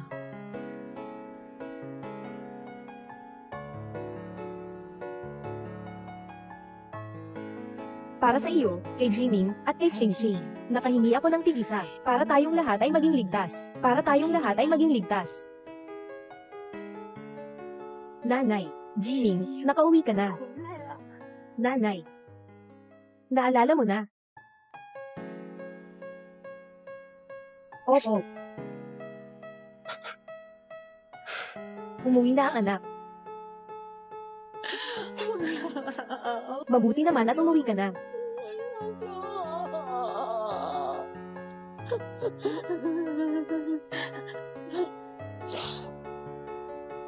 Mabuti naman at umuwi ka na. Mabuti naman at umuwi ka na. Payat ka na. Naging mature na rin siya. Anak. Nahirapan ka. Hindi naman po ako nahirapan. Anak, maraming taon akong hindi nakasama sa tabi mo. Ako po ang anak na di sumusunod. Mabuti naman at nakauwi na ang anak ko. Nakauwi na siya. Mabuti na iyon, Jimmy. Alam ni Mama, ikaw ay isang masunuring anak simula't bata ka pa. Hindi kita sinisisi, anak. Nitong mga nakaraang taon, kung hindi dahil kay Xiangxiu na palaging nag-aalaga sa akin, hindi ko alam kung makikita pa kita ulit, anak. Mama, maaari mo bang ikwento sa akin ang mga nangyari sa mga nakaraang taon? Noong panahong iyon.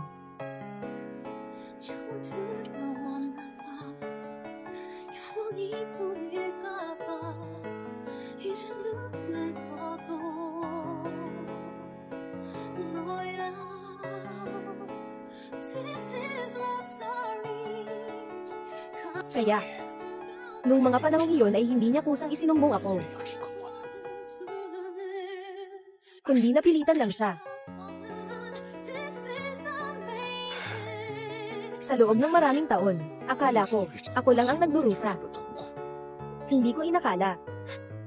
Ang kanyang dinanas ay hindi naman gaano kaiba sa akin. At saka, buntis siya noon. Noong una, galit din ako sa kanya. Galit ako sa kanya dahil sa pagkadakip mo na walang kasalanan. Ilang taon na rin iyon. Nakita ko naman ang lahat ng pagsasakripisyo niya. Hindi naman ako modo mo, anak.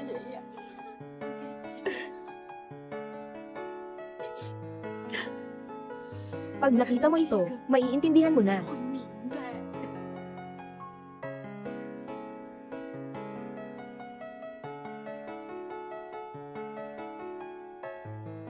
Nanay. Ang anteng-anteng na ito. Paano ka nagkaroon nito? Ito ay ipinagdasal ni Xiangshu para sa ating buong pamilya. Noong una, natatakot siya na baka magpakamatay ka sa loob ng kulungan. Kaya araw-araw siyang nagsusulat ng liham at ipinapasok doon. Naalala ko. Nang mga panahong iyon din, siya ang nagpasok sa iyo roon, di ba? Ang mga sulat na iyon ay isinulat niya rin. Pero naaalala ko. Hindi ganoon ang sulat kamay niya. Natatakot siyang makita mo na siya ang sumulat kaya ayaw niyang basahin. Kaya nga. Ginamit niya ang kaliwang kamay niya sa pagsulat. Ang tanga ko naman. Bakit hindi ko naisip yun? Ginamit niya pala ang kaliwang kamay niya sa pagsulat. Napakabobo ko naman pala. Akala ko sulat iyon ng isang bata. Nagkamali ako sa kanya ng 18 taon. Jimmy. Kausapin mo siya. Alam ng nanay mo na nahihirapan ka rin. Pero mahaba pa ang buhay. Ang ilang mga pagka-obsess ay, iwanan mo na lang kung kaya mo nang iwanan. Sige. Hahanapin ko na siya ngayon. Jimmy. Laging lutang ang isip ni mama ngayon. Sa susunod na maging maayos na siya, hindi ko pa alam kung kailan yon. Sa susunod na pagbisita mo, siguraduhin isama mo sina Ching-Ching at Xiangshu, para tayong magkakapamilya ay magkaroon ng isang magandang pagsasama-sama. Sige. Pinapangako ko sa iyo. Nahanap na ni Ginoong Jin ang kinaroroonan ni Lin Xiangshu. Bumalik na siya sa pamilya Lin. Bukod pa, ayon sa investigasyon, hindi siya ang may kagagawa ng mga akusasyon ng media laban sa iyo, kundi ang kanyang ama, at ang kanyang kapatid sa ama, ang pamilyang Lin. Mali. Dali, paandarin na ang sasakyan. Oo. Lin Shichuan, sinabi ko na. Pagbabayaran mo ang ginawa mo, at ako pa ang magbabayad. Gamit lang ang bibig mo, ang aking mabait na ate. Bakit ka naman ganoon kasama? Magkakapamilya naman tayo. Hindi man tayo magkakapatid sa ina. Pareho naman ang dugo na dumadaloy sa ating mga ugat. Sasabihin mo bang hindi mo tutulungan ang kapamilya mo? Tutulungan mo pa ang mga estranghero, ang pamilyang Lin. Bakit ka pa nagkagalito? Ikaw na anak na walang utang na loob. Kapamilya. Kailan niyo ba ako tinuring na kapamilya? Mula noon hanggang ngayon, ginagamit ninyo lang ako, sinasamantala ninyo ako, paulit-ulit ninyong sinasamantala ang aking lakas. Ganito ba ang pakikitungo ng magkakapamilya? Abay ang kapal ng mukha mo. Pinalaki na kita, binuhay na kita, sapat na iyon. Hindi ka pa ba kontento? Gusto mo pa kaming lahat ng pamilya Lin ay patayin? Huwag ka nang makipag-usap sa kanya, Won. Dahil gusto mo pang tumakas, babalian ko ang mga binti mo. Tingnan natin kung paano ka patatakas. Masamang babae. Hindi kita titigilan hanggat hindi kita napapatay ngayon. Tigilan mo na. Tigilan mo na yan.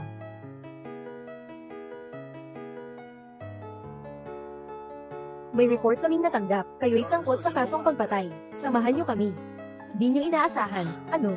Tumawag na ako ng pulis kanina pa habang papunta rito. Sabi ko na nga ba, wala sa inyong dalawa ang makakatakas. Lin Xiangshu, ang cute mo. Umamin ka na at sumama ka na sa amin. Pasok, pasok na. Tara na, pasok na. Ginoo, sir na pulis. Lin Xiangshu.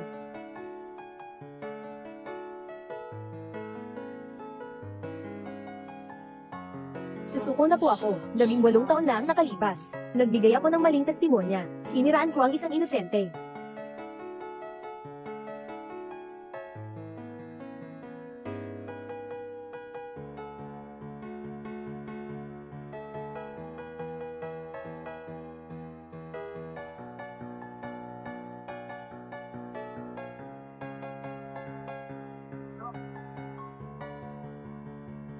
Alam ko na ang lahat. Hindi ko na kailangan ng hustisya. Ang gusto ko lang ay maging maayos tayo. Bumaba ka na. Xiangshu, bumaba ka. Xiangshu. Jiming, kung pwede lang balikan ang nakaraan. Pipiliin kong bumalik sa umpisa. Pipiliin kong huwag na kitang makilala. Para hindi ka na mahirapan pa. Ang mga panahong hindi mo naranasan. Ibabalik ko na sa iyo ngayon.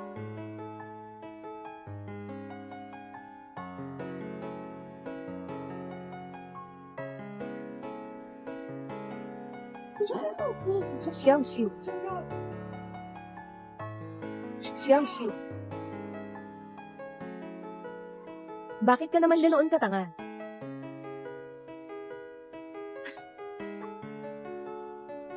Ching-Ching. Gising ka na pala. Tito. Ikaw. Nasaan si Mama? Ang iyong ina. Balita ngayon. Ang Song Group ay sangkot sa isang krimeng may kinalaman sa batas kriminal. At ang mga taong sangkot ay naaresto na. Ang CEO ng grupo, si Jin Jiming, ay napalaya na sa mga paratang. Ang 3 sospek sa kaso ay nahuli na. Kabilang dito si Lin na nagbigay ng maling testimonya sa korte. Hinatulan siya ng 5 taong pagkabilanggo. Tingnan mo, ito ay iniwan ni Xiang Xiu bago siya umalis, at ipinagkatiwala sa akin para sa iyo.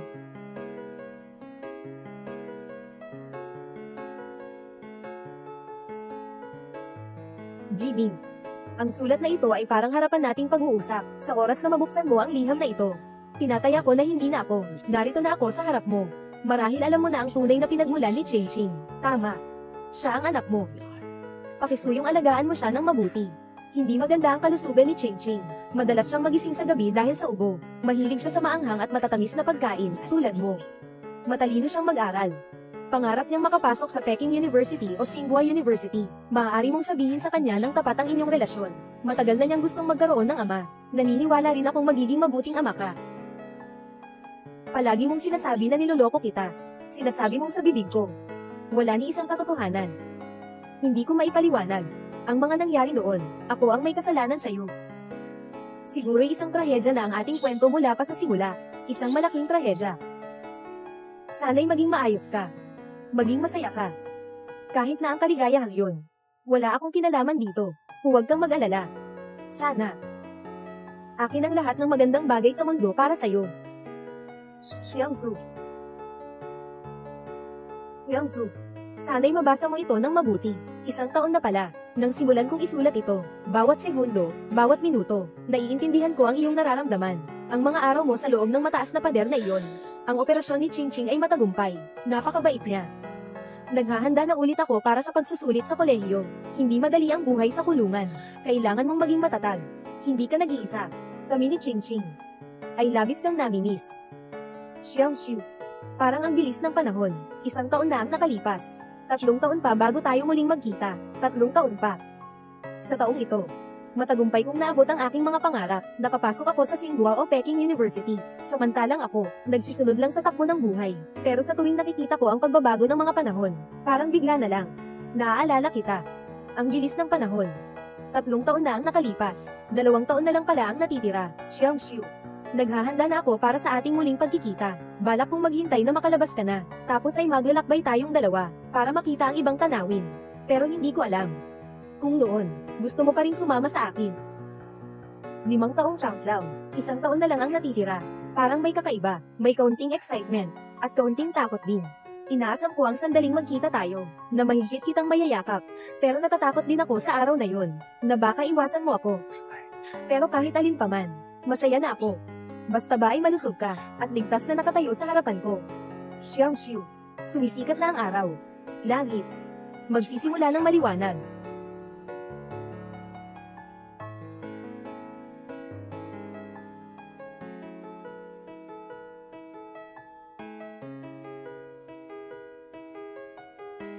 Ma!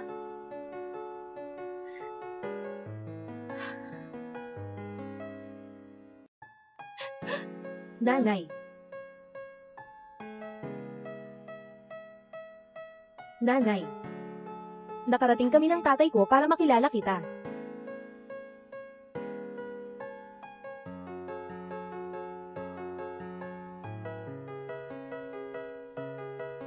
Matagal na tayong hindi nagkikita.